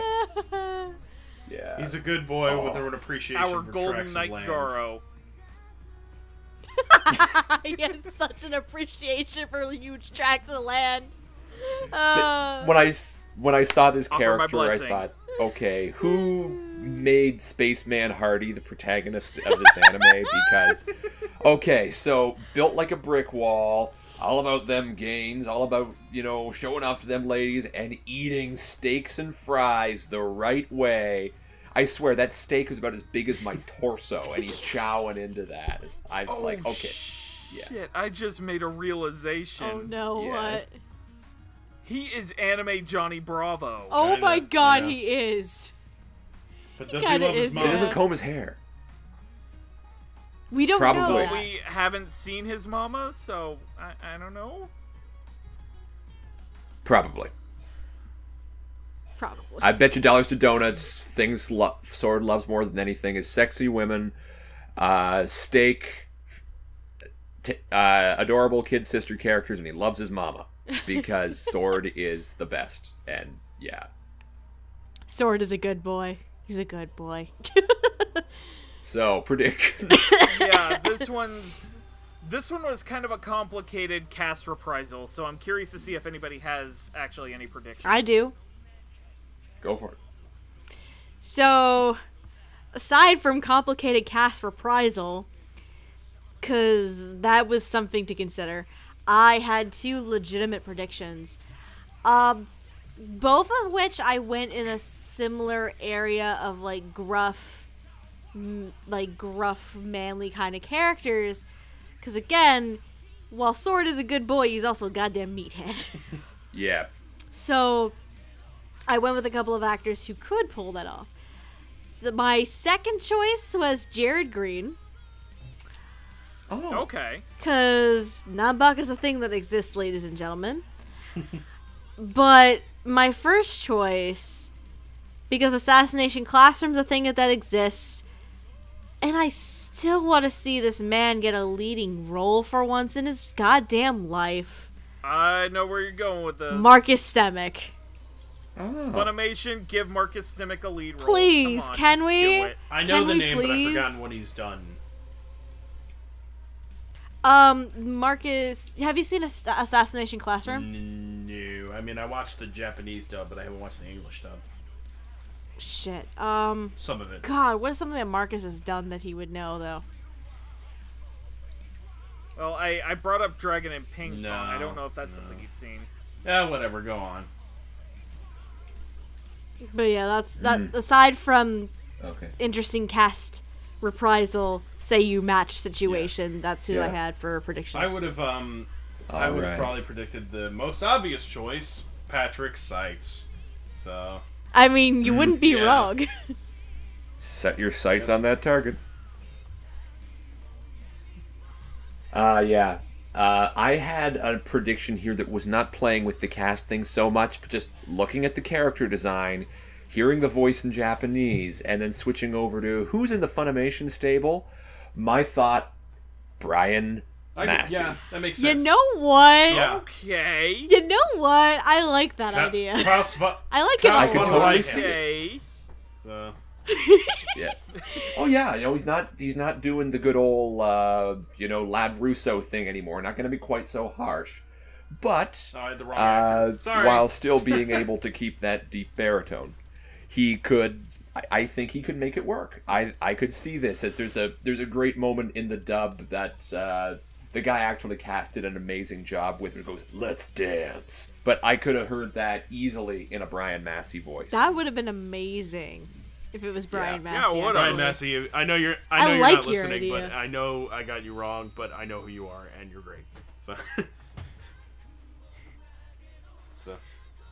yeah, Love you, Brian. Wink. you're my favorite oolong. God damn it. And yeah, my prediction was basically the Seiyu reprisal, which ended up being the correct choice because Ooh. playing Sword is T. Axelrod, Whoop, whoop. who you would know as Ashia Domon in Garo Crimson Moon. He's Blanca in Street Fighter Cross Tekken. Sir Arthur Conan Doyle in Black Butler Book of Murder. Oh yeah, I forgot he was Arthur in that. I forgot. I'm trying not to laugh, but man, yeah. Basil Hawkins in One Piece. and Bortolo in Tales of Zestiria: The Cross. And the only England in Italia. Sorry. Yeah. Let's not talk about that. Yeah. But yeah, with a name like T. Axelrod, starring as a character named Sword, who is made of meat and manliness, yeah, that's... Good job, guys, good job.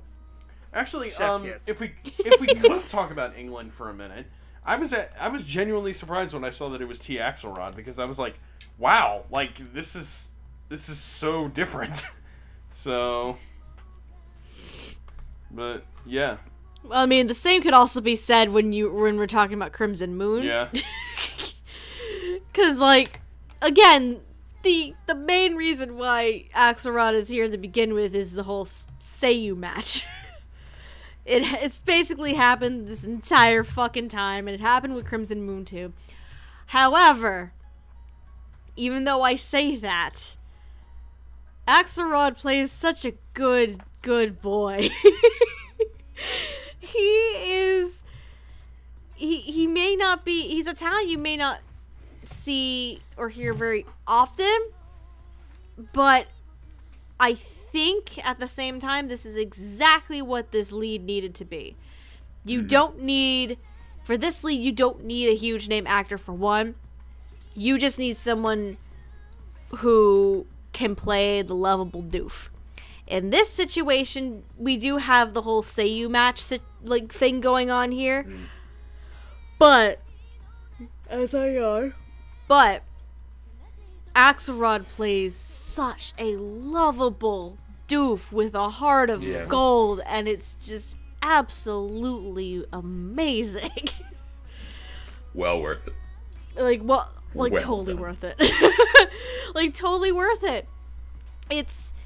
I can't help but laugh. Like, he makes Sword so much more enjoyable in the English. Like, he was enjoyable in the Japanese, but... Yeah, there's a real warmth to a lot of his stuff that's just this sort of soft, hey, what's going on here? Yeah. Being completely out of his depth and too dense to notice the subtleties of what's going on. He could basically be your drinking buddy. Oh, yeah. Yeah. He's your drinking buddy. That's the best way to describe it. And to describe Sword is that he's like your best friend, your drinking buddy. It's I love it. He's really tender too. Yeah. When he does the big brother thing, and it's so on note. You get that. I could have seen Madeline and Axelrod in the same booth together, and basically acting out the brother-sister thing. Yeah. Really It's on really point. It adorable. warmed my heart. Yeah, it's fun moment. Like, those are those fun moments because that's where you kind of also see Sword in a way kind of letting Sophie in instead of this whole persona that he's been donning up until this point, where he's the ladies' man, the cocky guy who's doing his duty, but you could see he's starting to let Sophie in. And those moments, those little more vulnerable moments are actually really, really phenomenal to me. Yes. But yeah, Axelrod, he done good. He's a good boy. He's a good sword boy. Yeah. Not Token Rambu sword boy, but he's good sword boy.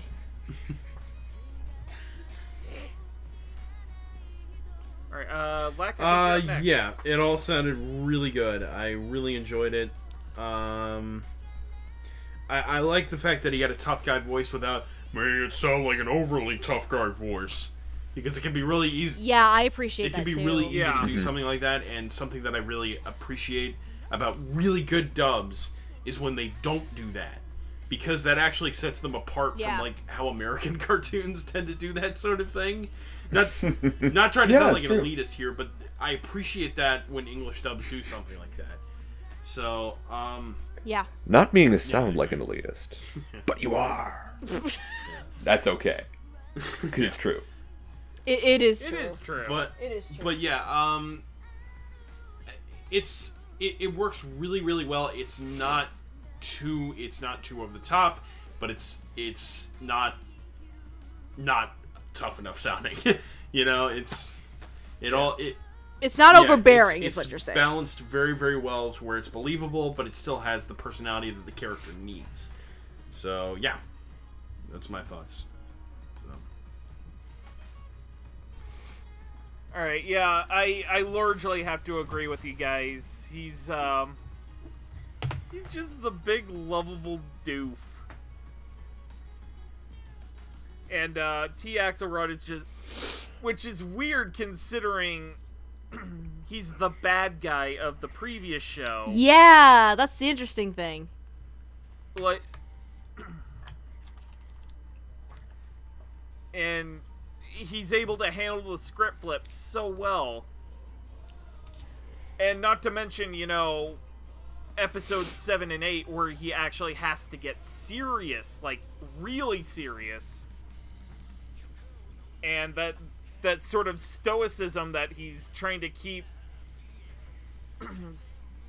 he's trying to keep it kind of swept under the rug until he absolutely needs it. It comes out and it's totally believable that this could be the same character. So, yeah, I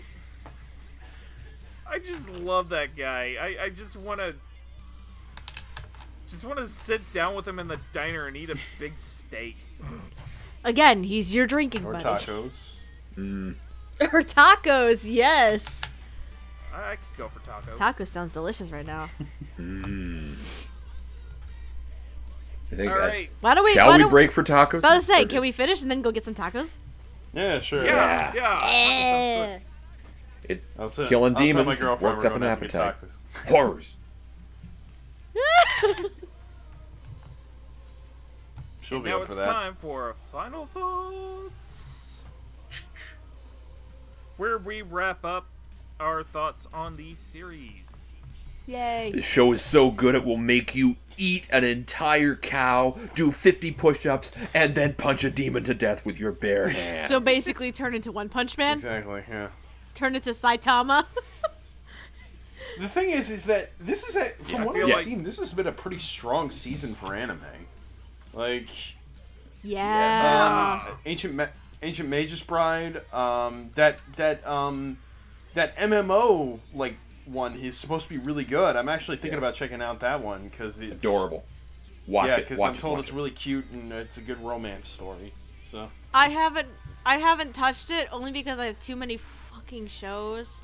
And I can actually now say this. I'm like, God damn it, Cliff, why are you directing things? I have high expectations. Do I have to go and watch this now? I have too much shit to do. I have no time. Like, I started it, but it gets really But yeah, fucking this has real. been like a really strong season for anime and Black Clover. But Black Clover.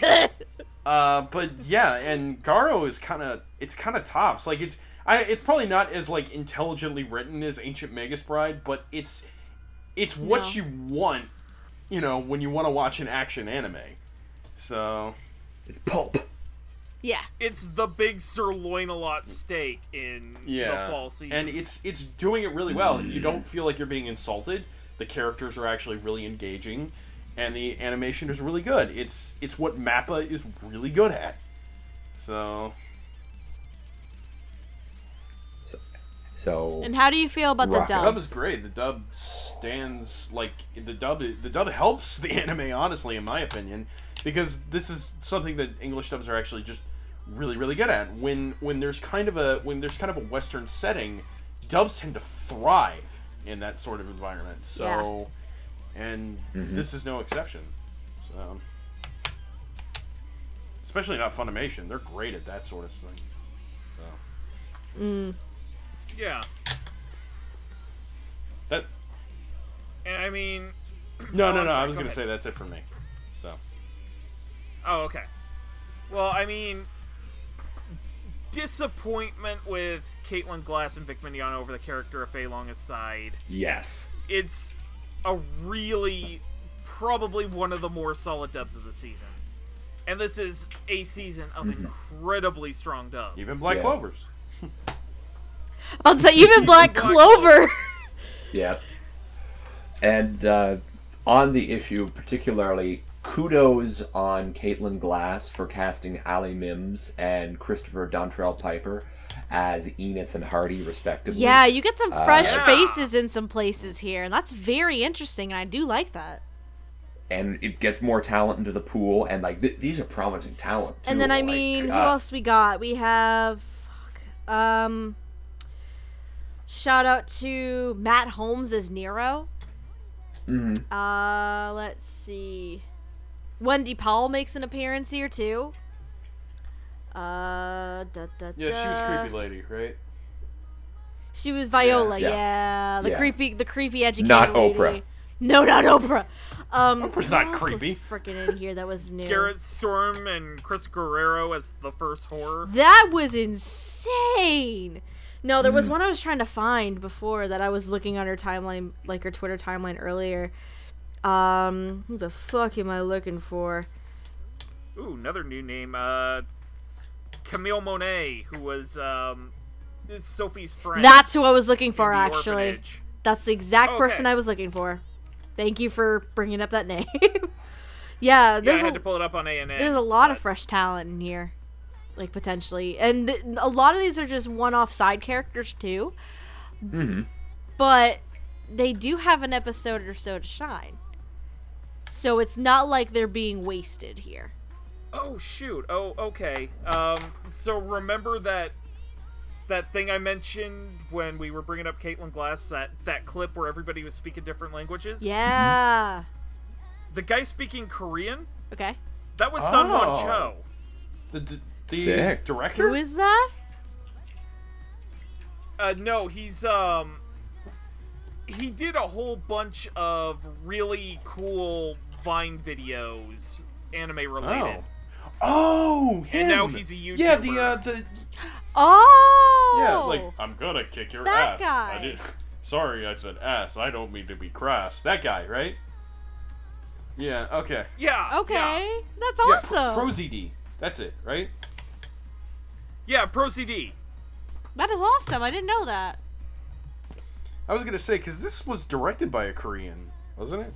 So. Yeah, the show itself. Fun fact, it is the episode director of episode 18 of the original series.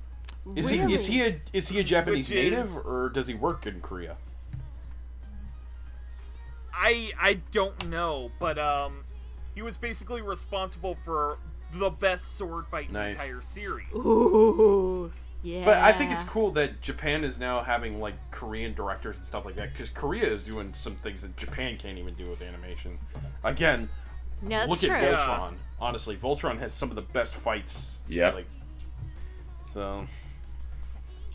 Yeah. No, but Right. bottom line, these fresh faces that we're seeing come up right now, I'm excited. Yeah. Yeah. Like, I know we didn't really talk about any of them because they're really only one episode characters, but I'm excited to see what future holds for these new fresh faces. And I mean, Yeah. even if this ends up being the only anime roles that they're Mm-hmm. in, it's really nice. Yeah. It gives us a good taste, and at best, this could become like the Grimgar Ashes of Fantasy. Yeah, absolutely.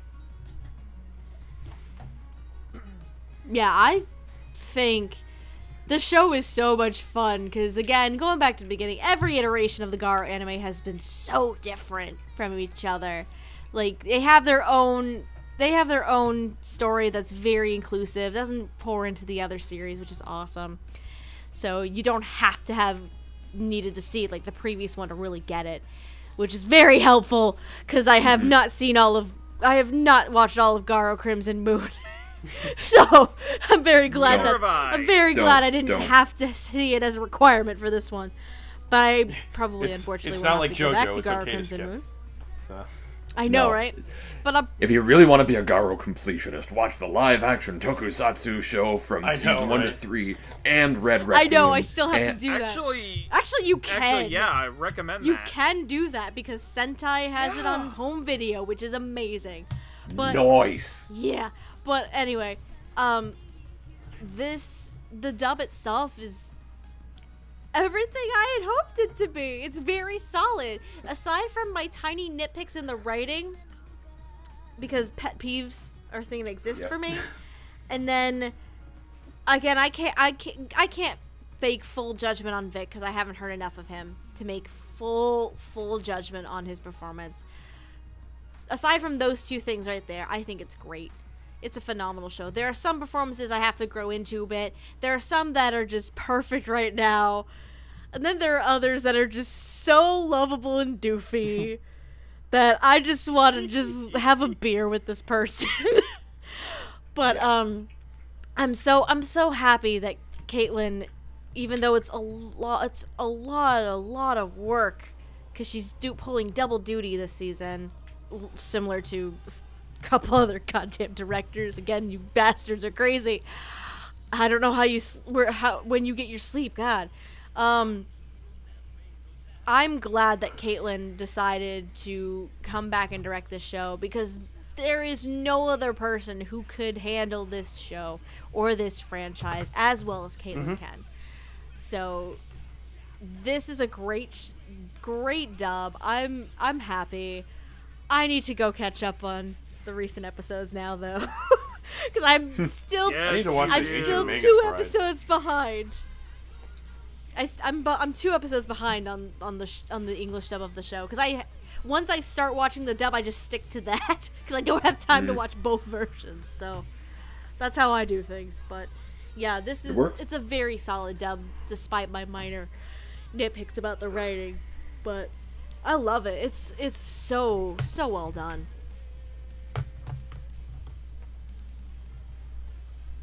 All right, I are think we all so. set? The night is still young, and there are many horrors it left is. to slay. Yes, and those horrors I have to currently slay are those 2 episodes I gotta catch up on. So let's go. All right. And my I know, horror's right? my bed. Because I'm All right. tired. I have So where can we- tomorrow off. Woohoo! No. Nice. So where can we find everyone? Well, first of all, where can we Alright. see the show? So you can find GARO Vanishing Line, subbed via Crunchyroll and dubbed via Funimation Now.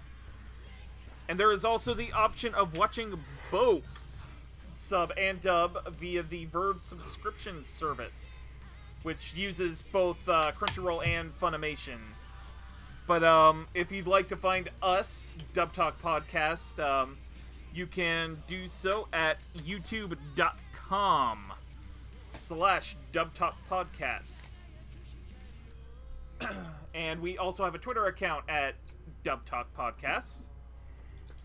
So, where can we find all you fine folks? When I'm not traveling the night hunting the horrors with my silver Makai sniper rifle, you can find me on Twitter at Uncle Azrael, where I post witticisms, art history, and all sorts of fun, enlightening things for people like you. Alright, well, you can find me at twitter.com at LikeTheWatcher. You can find me on Tumblr at LikeTheWatcher, and YouTube at LikeTheWatcher.